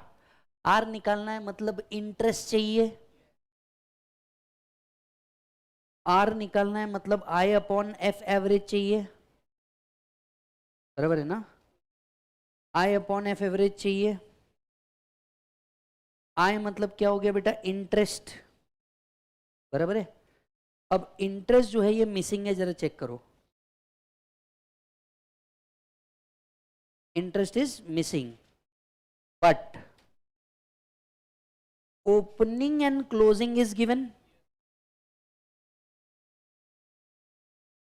जरा ध्यान से सुन, इंटरेस्ट जो है करंट ईयर का ये मिसिंग है, बराबर है कि नहीं है, इंटरेस्ट करंट ईयर का ये मिसिंग है। पर तू सोच के देख, इस साल का क्लोजिंग बैलेंस मेरे पास अवेलेबल है, 31/3/2023 का क्लोजिंग बैलेंस मेरे पास अवेलेबल है, वो है 2743,048, ये हो गया क्लोजिंग बैलेंस। तू सोच के देख, जितना भी फंड बना होगा एक 22-23 में, मतलब एम्प्लॉयर का आया होगा, एम्प्लॉय का आया होगा, इंटरेस्ट आया होगा, तो क्लोजिंग बना होगा। अब मेरे पास क्लोजिंग अवेलेबल है, इसमें से डोंट यू थिंक मैं सबसे पहले ओपनिंग बैलेंस माइनस कर दूं? What was opening balance? 1/4/2022 का देखो ओपनिंग बैलेंस दिया है 981137। ओपनिंग मैंने हटा दिया। करंट ईयर एम्प्लॉयर का कंट्रीब्यूशन हटा दूं मैं 776000, और इतना ही करंट ईयर में एम्प्लॉय ने भी कंट्रीब्यूट किया है।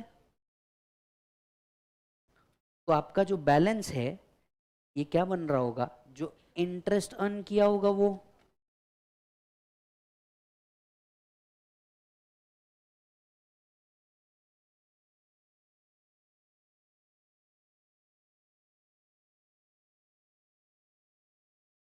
Is it 206711?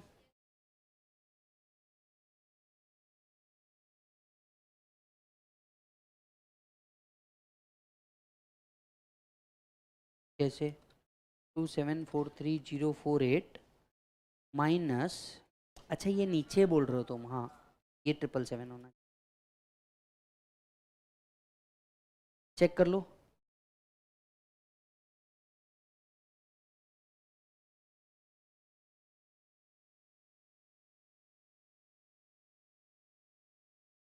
Is it 206711? यही मेरा आय दिख रहा होगा, क्या मैं इसे आय कह सकता हूं? यस। अब मेरा एफ एवरेज लगता है, एफ एवरेज मतलब opening of the fund plus closing of the fund divided by 2। Can you tell me what is the opening of the fund plus closing of the fund divided by 2?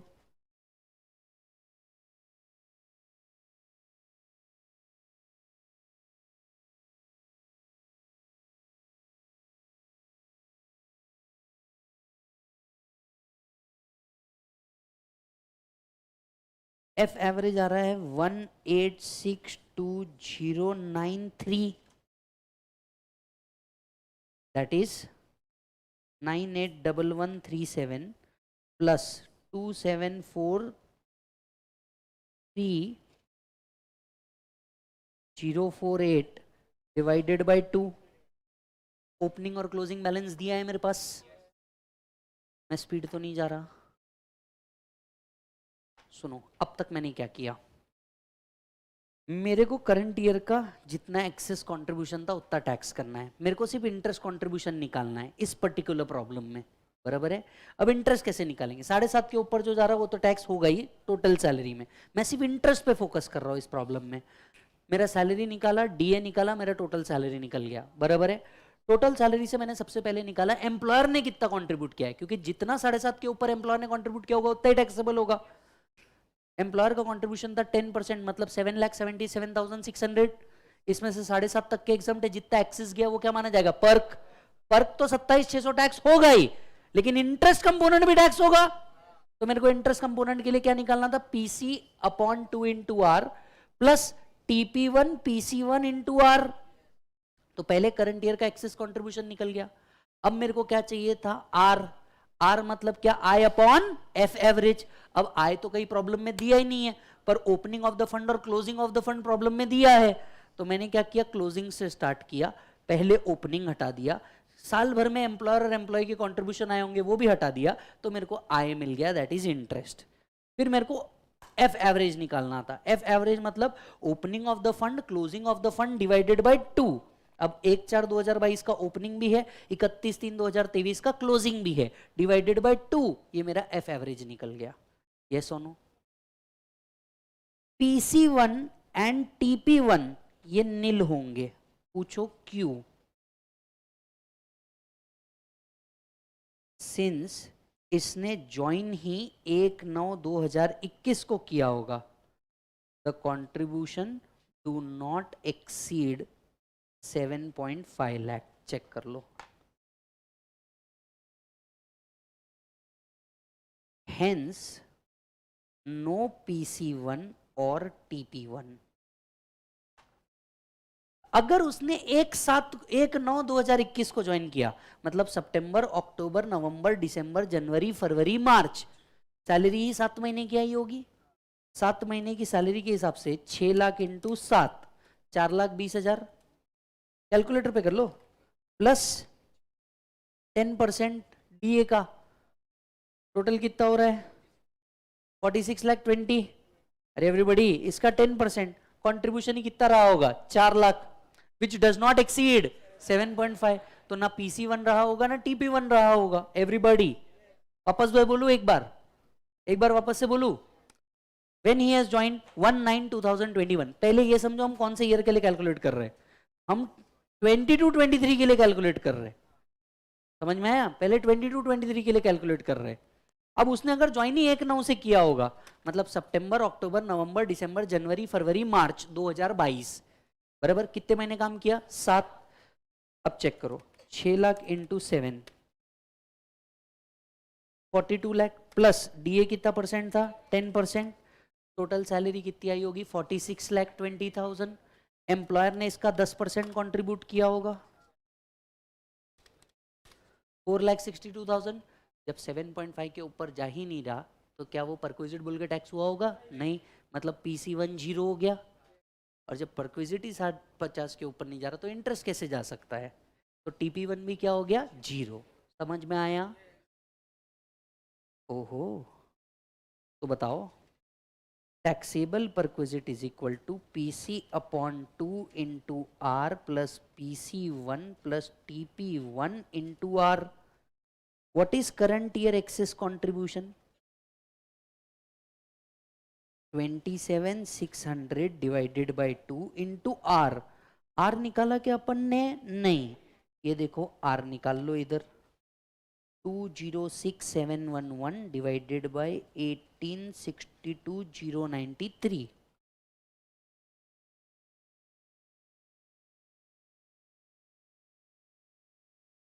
0.111 something into 0.111 plus nil बोल दो इसको, PCTP zero ये, and anything multiplied by zero will also be zero, तो R भी zero ये होगा। 27,600 divided by 2 into 0.111, 1,531 और 2 will be taxable perquisite being interest।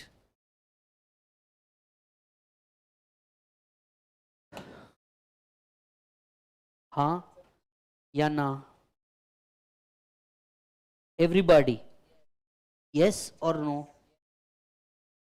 तो देखो 7.5 लाख रुपए के ऊपर जो एक्सेस कंट्रीब्यूशन जा रहा है, ये 26,700 तो टैक्स होगा ही होगा। There is an urgent call from family continuously. Let me check. Let me.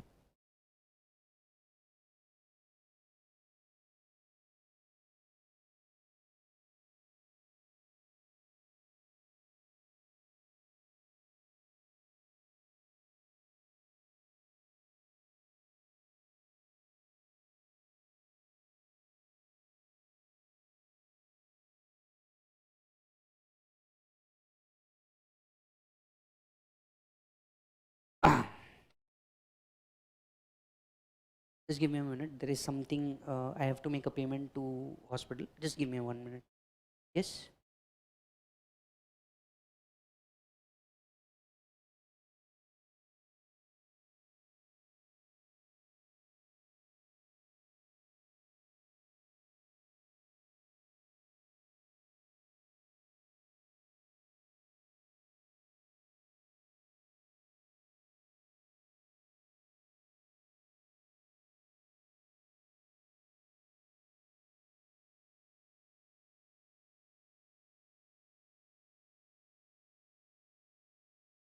चलो देखो, सबसे पहले हमने 22-23 का कंसेप्ट निकाला, 22-23।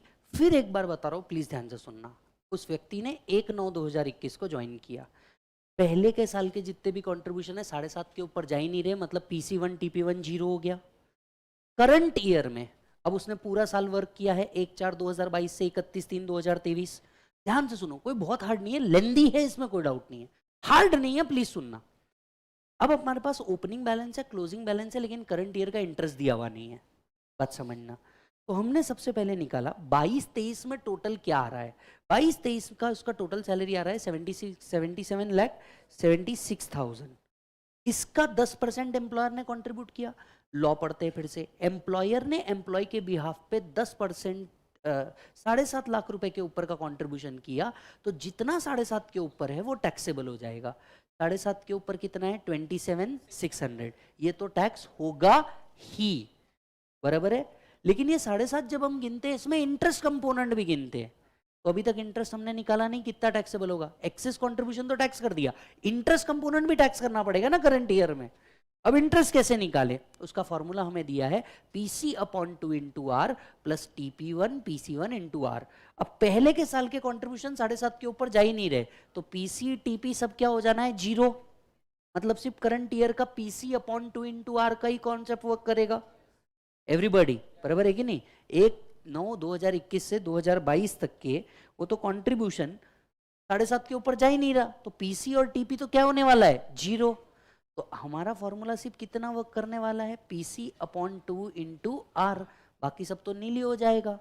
अब PC मतलब करंट ईयर का 7.5 के ऊपर का कंट्रीब्यूशन, करंट ईयर का 7.5 के ऊपर का कंट्रीब्यूशन कितना है 27,600, PC निकल गया हमारा। अब R निकालना था, R मतलब क्या, I upon F average. Interest दिया हुआ ही नहीं है प्रॉब्लम में, पर ओपनिंग दिया है, क्लोजिंग दिया है और करंट ईयर के कंट्रीब्यूशन दिए। तो क्लोजिंग में से अगर मैं ओपनिंग हटा दूं, इस साल जितना कंट्रीब्यूट एम्प्लॉयर ने किया और एम्प्लॉय ने किया वो हटा दूं, तो जो बैलेंस बचेगा वो इंटरेस्ट ही होगा, और तो कुछ आ नहीं रहा है। तो मैंने क्लोजिंग पकड़ा, क्लोजिंग पकड़ा 31/3/2023 की, इसमें से मैंने ओपनिंग माइनस किया 1/4/2022 का, और जो करंट ईयर में एम्प्लॉयर एम्प्लॉय ने कंट्रीब्यूट किया होगा बीइंग 10% ऑफ पे प्लस DA, वो भी हटा दिया, तो मुझे क्या मिल गया, आय। अब चाहिए था F एवरेज, ये देखो ये क्या मिला मेरे को, आय। अब क्या चाहिए था, F एवरेज। F एवरेज मतलब opening of the fund closing of the fund divided by 2, ये मेरे को मिल गया F एवरेज। अब मेरे को क्या चाहिए, R, R मतलब I upon F average, yes और नो। ये मिल निकला मेरा I, ये निकला मेरा F एवरेज, तो मेरा R हो गया 0.111। तो नीचे आओ देखो, PC मतलब 27,600 करंट ईयर का excess contribution divided by 2 into R plus nil. Nil क्यों, क्योंकि उसके पहले ईयर के कंट्रीब्यूशन क्या रहे होंगे, 0, बिकॉज सैलरी ही 7.5 के ऊपर नहीं जा रही थी, कंट्रीब्यूशन 7.5 के ऊपर नहीं जा रहा था। अब मैं आगे के साल में बढ़ता हूँ, previous year 23-24, that is assessment year 24-25।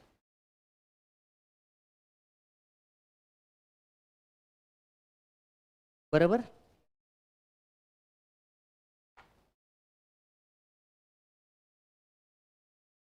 Okay. Try करोगे, ट्राई करो एक बार।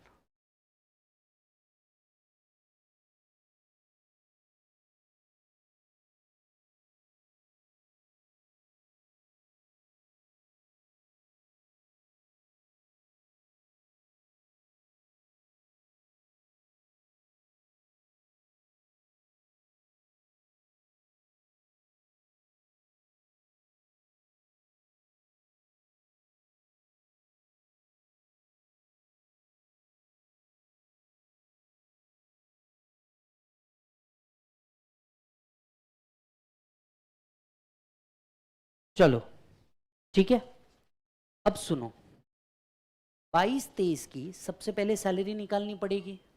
ये कंसेप्ट ही तब चालू होगा जब एम्प्लॉयर 7.5 के ऊपर दे दे। पहले ये तो देख ले 7.5 के ऊपर दिया है कि नहीं। मतलब सबसे पहले एम्प्लॉय ने क्या कमाया होगा, सैलरी 6 लाख इंटू 12, मतलब ये आया होगा 72 लाख। Do you agree. फिर DA होगा कितना परसेंट, चेक करो, DA प्रॉब्लम में दिया है कितना परसेंट, 10%। हाँ, DA is 8%, I stand corrected, DA is 8%, 8% DA कितना आ रहा है, 72 लाख इंटू 8%, 5,76,000। ओ माई गॉड, ये वापस सेम आ गया, ये हुई होगी उसकी टोटल सैलरी। अब एम्प्लॉयर ने कितना कंट्रीब्यूट किया, एम्प्लॉयर्स कंट्रीब्यूशन कितना रहा? 10% of basic plus DA. Everybody, इसका 10% मतलब वापस वही आ गया, बराबर है। इसमें से कहां तक का एग्जम्पशन है? तो इस साल का PC, that is excess contribution, is it 27,600? हर साल वही तो चल रहा है, बराबर। ये तो इस साल का पीसी हुआ। हमें 27,600 क्या टैक्सेबल होंगे क्या? यस। लेकिन 7.5 के ऊपर का जो इंटरेस्ट है वो भी टैक्सेबल होगा।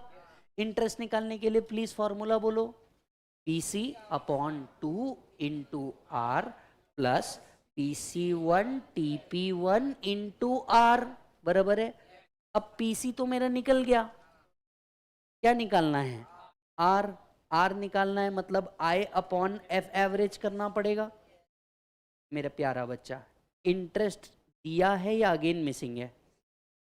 इंटरेस्ट इज मिसिंग, कैसे निकालोगे? सबसे पहले अगेन रिवर्स कैलकुलेशन कर दो। क्लोजिंग बैलेंस अवेलेबल है क्या 31/3/2024 का? है 4648,555 क्लोजिंग है ये। तो तुमको सिर्फ इंटरेस्ट चाहिए, इसमें से क्या हटाओगे? इसमें से ओपनिंग बैलेंस माइनस कर दो 31/3/2024 का। भाई देख, सुन, क्या कर रहे हैं हम? ये पानी का बॉटल है, बात समझ। इसमें कल का कुछ पानी पड़ा है, आज कुछ और कंट्रीब्यूट किया है, बचा हुआ इंटरेस्ट ही होगा ना। हमने पहले क्लोजिंग समझ लिया, इसमें से ओपनिंग हटा दिया और करंट ईयर के दोनों के कंट्रीब्यूशन हटा दिया, तो जो बचा हुआ इंटरेस्ट ही दिख रहा होगा। तो मैंने क्लोजिंग में से ओपनिंग हटाना है। ओपनिंग कितना था अब? 2743,048। फिर इस साल एम्प्लॉयर ने कंट्रीब्यूट किया होगा। एम्प्लॉयर ने कितना कंट्रीब्यूट किया होगा? 777,600। सिमिलर कंट्रीब्यूशन एम्प्लॉय ने भी दिया होगा। तो जो बैलेंस बचा, ये क्या शो हो रहा होगा? Interest, that is I. 4648,555 minus 2743,048 minus 777,600 777,600 कितना आ रहा है भाई साहब?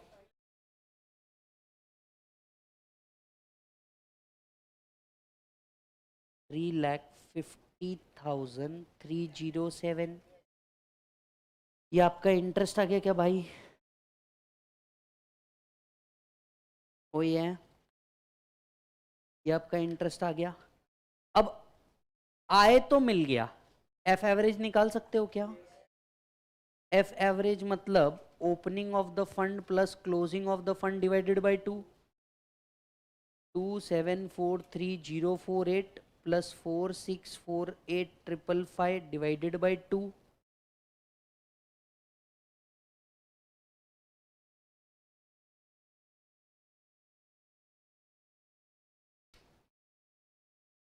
थ्री 6,95,802 कर दूं, वो 1.5 समथिंग आ रहा है। अब एफ एवरेज भी मिल गया, आई भी मिल गया, एफ एवरेज भी मिल गया। तो क्या था भाई साहब? आई मतलब 350,307, एफ एवरेज था 36,95,802।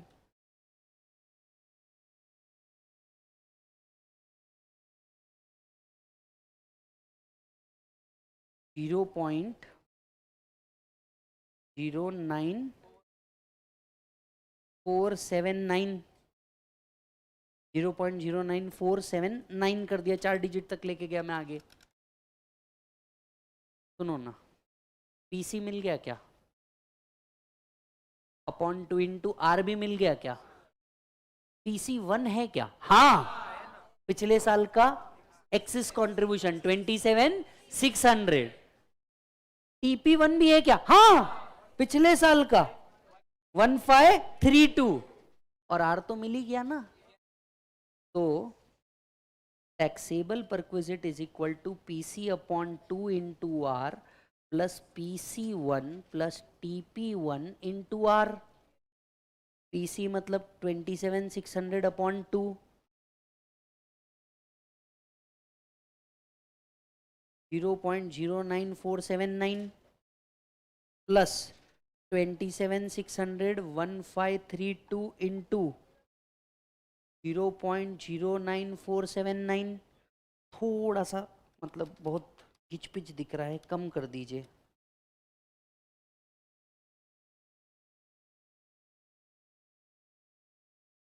ये कुछ 1308 आया,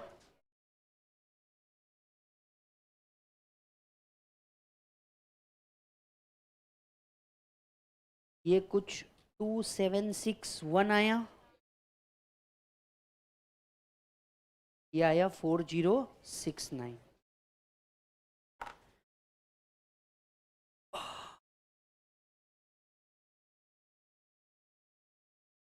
तो इस साल 27,600 टैक्स होगा क्या? यस। प्लस ये इंटरेस्ट भी टैक्स होगा क्या? तो जब सैलरी निकालोगे 27,600 भी परक्विजिट में ऐड करना, 4069 भी सैलरी में ऐड करना। अब समझा? पक्का समझा? आधी घंटे समझाया तो समझ में आया क्या आया? बराबर है। मैं एक बात बोलूं, अगले साल इफ एवरीथिंग रिमेन सेम निकाल पालोगे? अगले साल इफ एवरीथिंग रिमेन सेम निकाल पाओगे आराम से। बस आपको एक ही फिगर चाहिए, अगले साल का क्लोजिंग। अगले साल का क्लोजिंग मिला कि तुम वापस से सेम प्रोसेस रिपीट करके आराम से निकाल पाओगे। समझ में आया? बस इतना ही गेम था ये। तो एम्प्लॉयर कंट्रीब्यूशन 7.5 के ऊपर क्या होगा, 7.5 के ऊपर के इंटरेस्ट का क्या होगा, सबको समझ में आया? हाँ।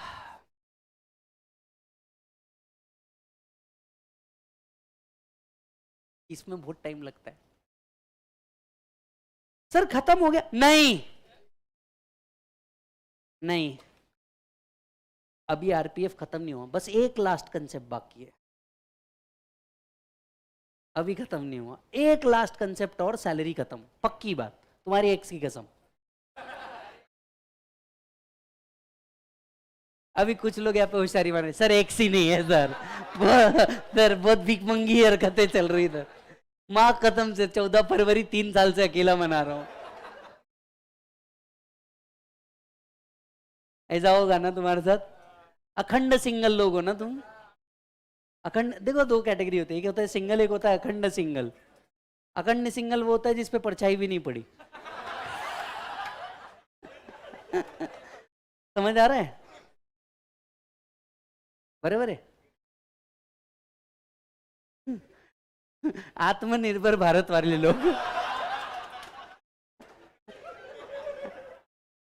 बराबर है।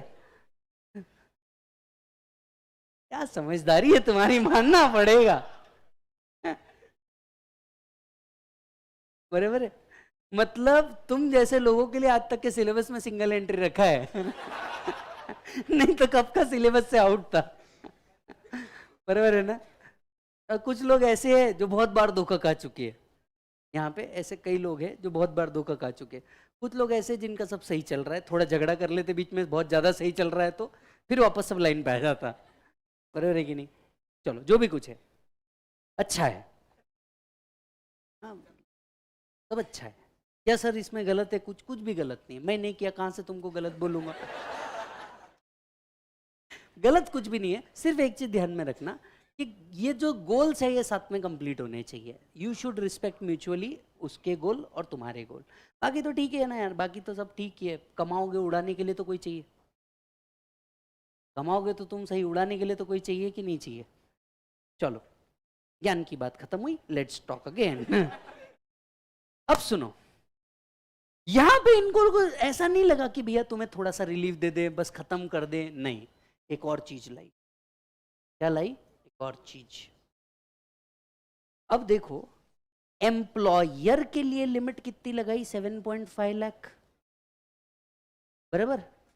अब कहां गेम हुआ देखो ना, जहां एम्प्लॉयर का 7.5 के ऊपर गया उसको टैक्स कर देंगे बोला, उसके ऊपर के इंटरेस्ट को भी टैक्स कर देंगे बोला। एम्प्लॉय गया भगते भगते किसके पास? एम्प्लॉयर के पास। ए सुन सुन, तू 7.5 के ऊपर मत डाल, मेरे को दे, मैं डालेगा। समझ में आया? मतलब अब इसने गेम चालू कर दिया, ये बोले तू मेरे को दे, मैं डालेगा। अब एम्प्लॉय का जो कंट्रीब्यूशन था इसके ऊपर लिमिट लगाई, नहीं तू भी इधर रुक, तू भी नहीं डालने का।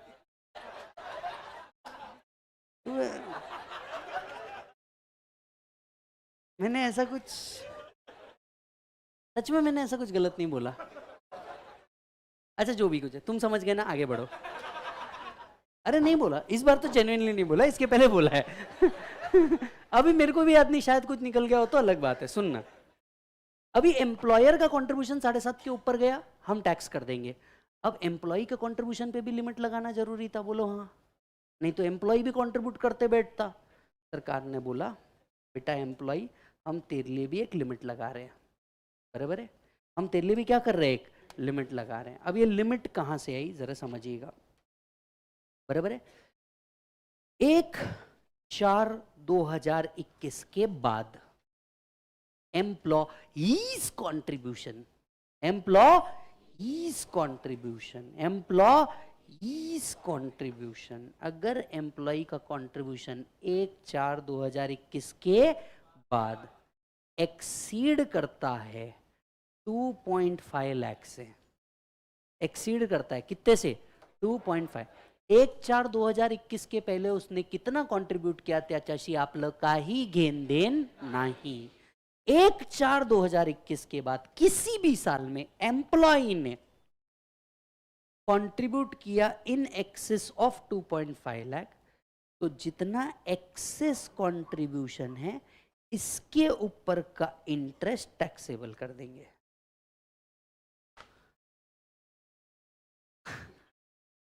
वापस बोलो, है ना? हाँ।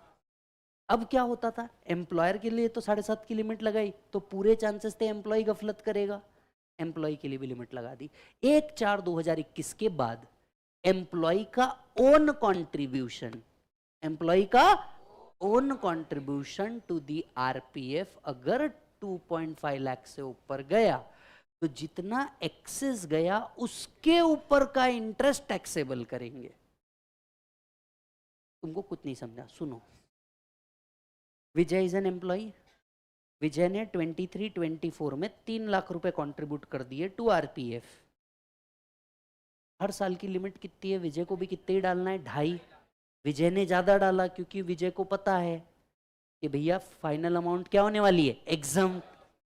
मैं शेयर्स में पैसा डालूं, कैपिटल गेन पे टैक्स भरूं, उससे बेटर तो ये है यहाँ पे इंटरेस्ट भी आता रहेगा और फाइनल अमाउंट एग्जाम्प्ट है।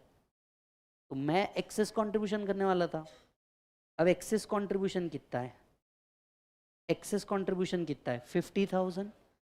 सपोज इंटरेस्ट रेट इज 6%, तो एक्सेस कंट्रीब्यूशन का जो इंटरेस्ट है, ये इंटरेस्ट ₹3,000 क्या हो जाएगा? टैक्सेबल। तो 2.5 लाख के ऊपर जो कंट्रीब्यूट कर रहे हो, उस एक्सेस कंट्रीब्यूशन का इंटरेस्ट टैक्सेबल कर देंगे। समझ में आई बात? इससे क्या फायदा होगा? रिस्ट्रिक्शन लग जाएगा, 2.5 लाख के ऊपर कंट्रीब्यूट मत कर, दूसरे सेक्टर में पैसा लगा, आरपीएफ में मत लगा। मतलब सरकार इन टैक्सेशन सिस्टम को लाके एक ही चीज इंश्योर करना चाह रही है, you just don't contribute your whole money into just one fund. In order to run an economy, it's better that your fund is invested into various sectors. तो तू एलआईसी में पैसा लगा, म्यूचुअल फंड में पैसा लगा, स्टॉक मार्केट में पैसा लगा, प्रॉपर्टी में पैसा लगा, गोल्ड में पैसा लगा, वर्चुअल करेंसी में पैसा लगा। Don't just keep all your money in RPF. So with an order to ensure that all such salaried employed money do not get invested into RPF, a provision has been brought in where there has kept a limit on the employer's contribution as well as there is a limit for the employee contribution, so that the money of a salaried employee get invested into various sector in order to have a holistic development of an economy. समझ रहा है मेरा बात? Understanding? मेरा बात समझ में आ रहा है तुम लोग को? तो जिसको नहीं समझा छोड़ो, ठीक है? तो in order to get the whole economy to work, बात समझना मेरा, ठीक है?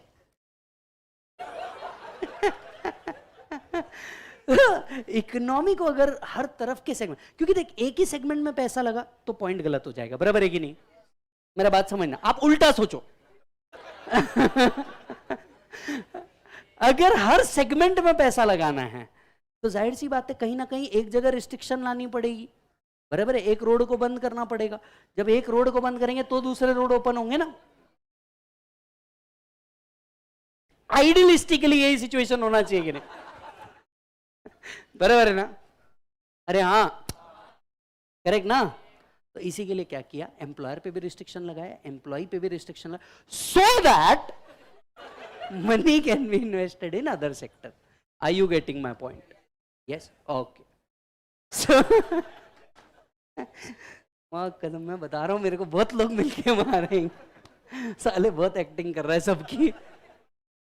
सुनो बेटा, 2.5 के ऊपर अगर एम्प्लॉय का ओन कंट्रीब्यूशन चले गया तो जितना 2.5 के ऊपर जा रहा उसके ऊपर का जो इंटरेस्ट कंपोनेंट है उसको हम क्या करेंगे, tax.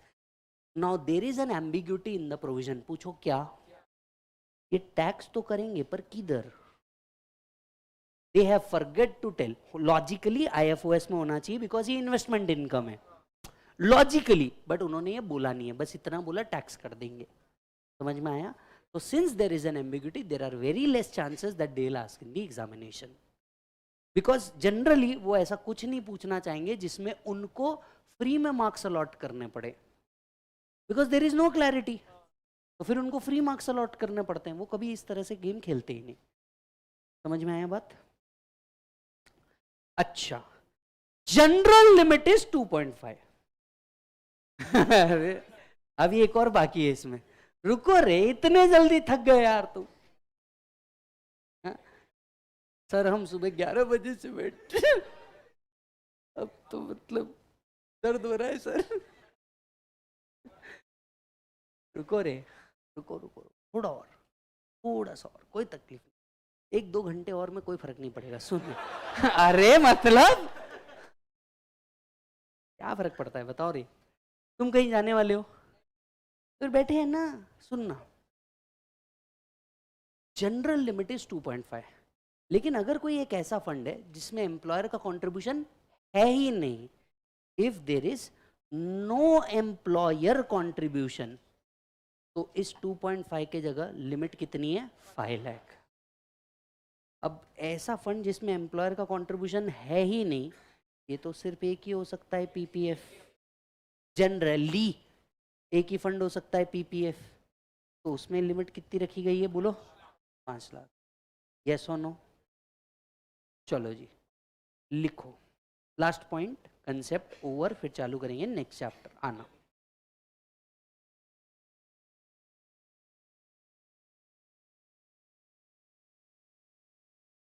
Limit on employees contribution with effect from 1/4/2021 if employee contribution to provident fund exceed 2.5 lakh per annum, interest on such excess contribution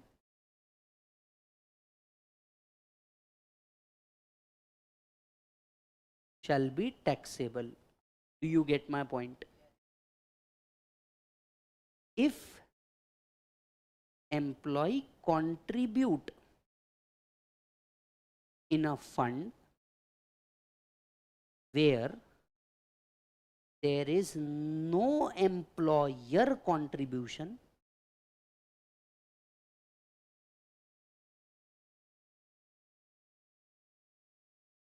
and own contribution of employee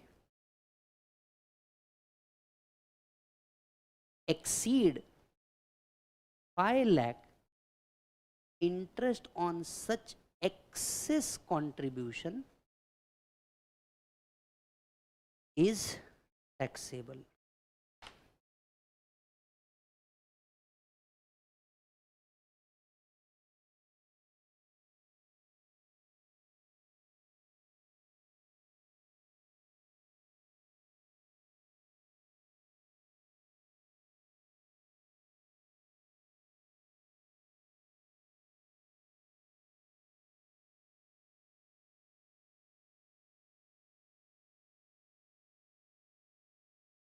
लो, हारना नहीं है, ब्रेक के साथ फिर चालू करेंगे।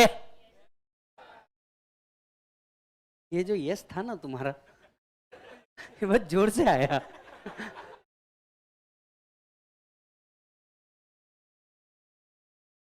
अगर सच में दम नहीं है तो नहीं लेंगे, कोई बात नहीं, पर अगर कर सकते हैं तो आई गेस छोटा सा टॉपिक सेट ऑफ जैसा निपट सकता है। यू डिसाइड क्या करना है। नहीं, ब्रेक देंगे नो डाउट। अरे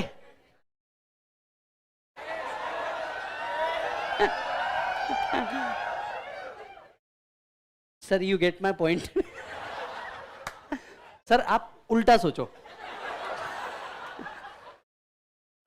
If they do not study right now, they will fail in the examination. You get my point. They will.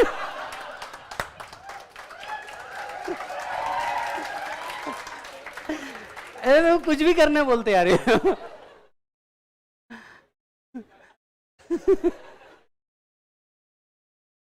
अब नहीं कर रही, मेरा हो गया। हाँ नो, वही क्या, मैं आ ही रहा हूँ।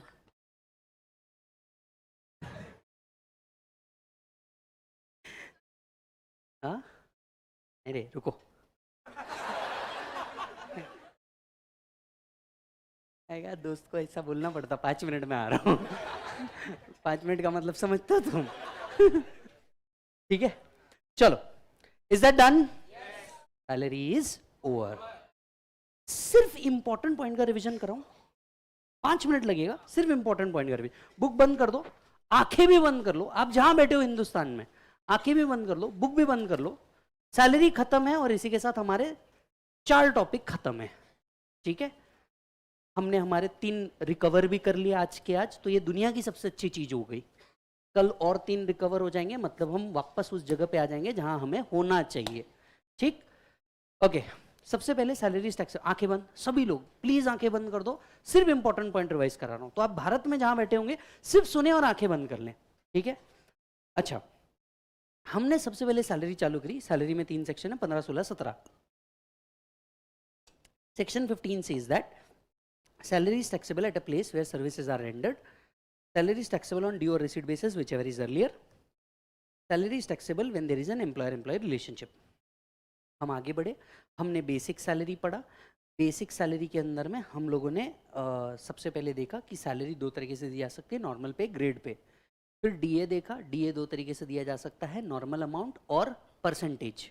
परसेंटेज दिया तो बेसिक का परसेंटेज लेने का, जब तक डीए नहीं बताया रिटायरमेंट पर्पस के लिए है, लेने का नहीं। बोनस 2 तरीके से दिया जा सकता है, नॉर्मल एंड मंथ्स। फिर हम आगे बढ़े, हम लोगों ने सबसे पहले पर्क्स चालू किए। गिफ्ट 5000 तक के निल, 5000 से ऊपर कंप्लीटली टैक्सेबल। दूसरा, use of movable asset, owned होगा तो 10% of actual cost, otherwise actual hire charges minus anything recovered. Sale of movable asset, computer, car, other asset, WDV SLM 50%, 20%, 10%। याद आ रहा है क्या? एक्चुअल कॉस्ट में से डेप्रिसिएशन माइनस करना, डब्ल्यूडीवी आएगा, डब्ल्यूडीवी में से सेल वैल्यू माइनस करना, परक्विजिट आ जाएगा। फिर हमने बात करी आरएफए। आरएफए में फर्निश्ड, अनफर्निश्ड। फर्निश्ड का वैल्यू एज पर unfurnished plus value of furniture, owned होगा तो 10%, otherwise actual hire charges minus anything recovered.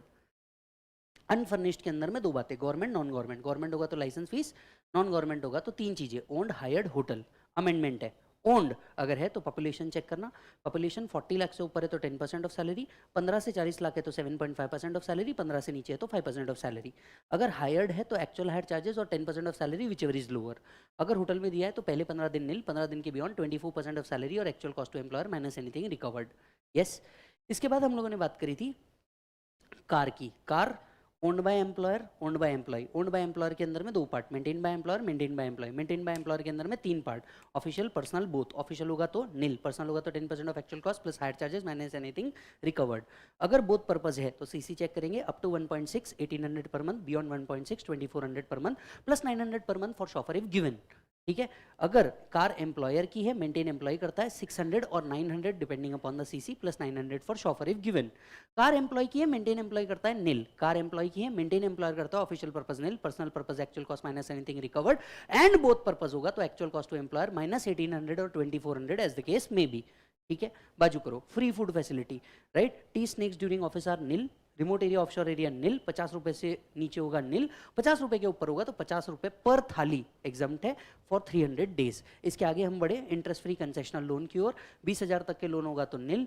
अगर आपका स्पेसिफाइड डिसीज के लिए दिया गया होगा तो नील, अगर आपका एसबीआई के रेट से इक्वल है तो भी नील, एसबीआई के रेट के ऊपर है तो मैक्सिमम मंथली आउटस्टैंडिंग बैलेंस।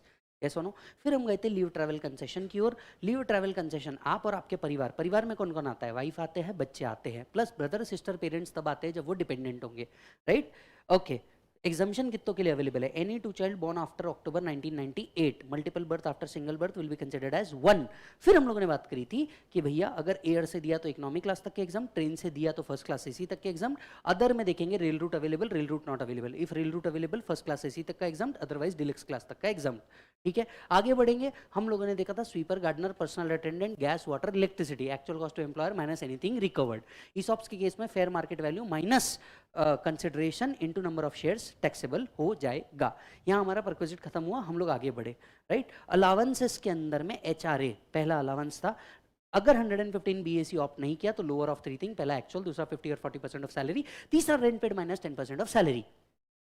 ठीक है, any factor change calculation has to be made separately. ठीक, इसके बाद हम लोग आगे बढ़े।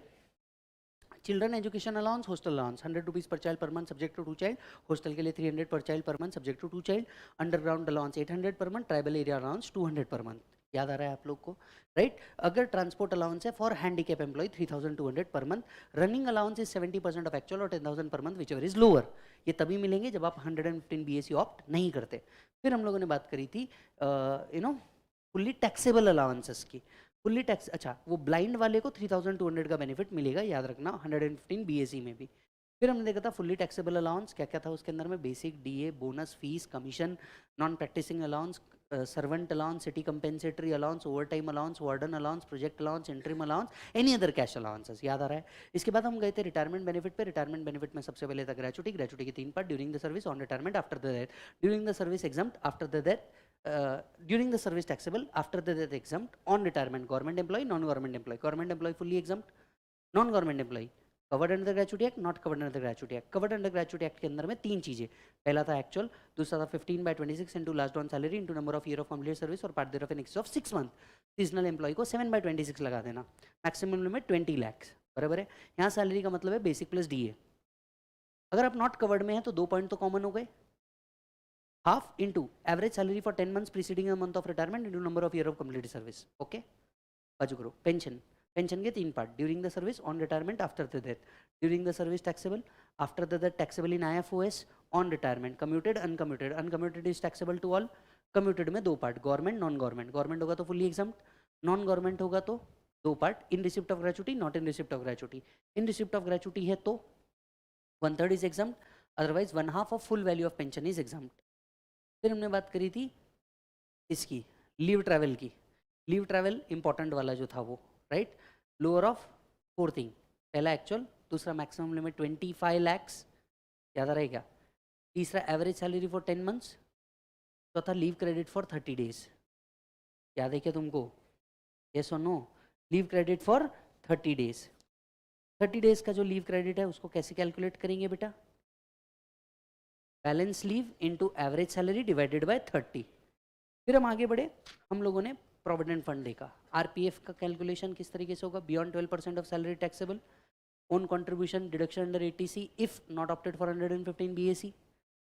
तीसरा इंटरेस्ट 9.5% तक के exempt, final amount exempt. Final amount तब एग्जाम होगा जब आप 5 साल की सर्विस पूरी कर चुके हैं। 5 साल से नीचे अगर 4 रीजन है तो एग्जाम रहेगा। इल सर्विस, एम्प्लॉयर ने काम धंधे बंद कर दिए, आपने दूसरी जगह शिफ्ट कर दिया, अकाउंट भी शिफ्ट कर दिया, या आपने एनपीएस अकाउंट में पैसा ट्रांसफर कर दिया, बराबर। नेक्स्ट, एम्प्लॉयर ने एम्प्लॉई के बिहाफ पे एनपीएस, आरपीएफ, सुपर एन्युएशन फंड में मिला के 7.5 लाख के ऊपर कंट्रीब्यूट किया, तो जितना एक्सेस कर रहे हो वो परक्विजिट बोल के टैक्सेबल हो जाएगा, including the interest component. Interest कैसे निकालेंगे? PC/2 into R plus TP1 PC1 into R, बराबर है। फिर हमने लास्ट पॉइंट पढ़ा, एम्प्लॉई ने 1/4/2021 के बाद आरपीएफ में 2.5 लाख रुपए के ऊपर कंट्रीब्यूट किया, तो जितना 2.5 लाख रुपए के ऊपर जा रहा है उसका जो इंटरेस्ट है वो टैक्सेबल हो जाएगा। अगर ऐसे फंड में कंट्रीब्यूट कर रहे हैं जिसमें एम्प्लॉयर ही नहीं है, 2.5 लाख की जगह वो लिमिट कितनी है? 5 लाख।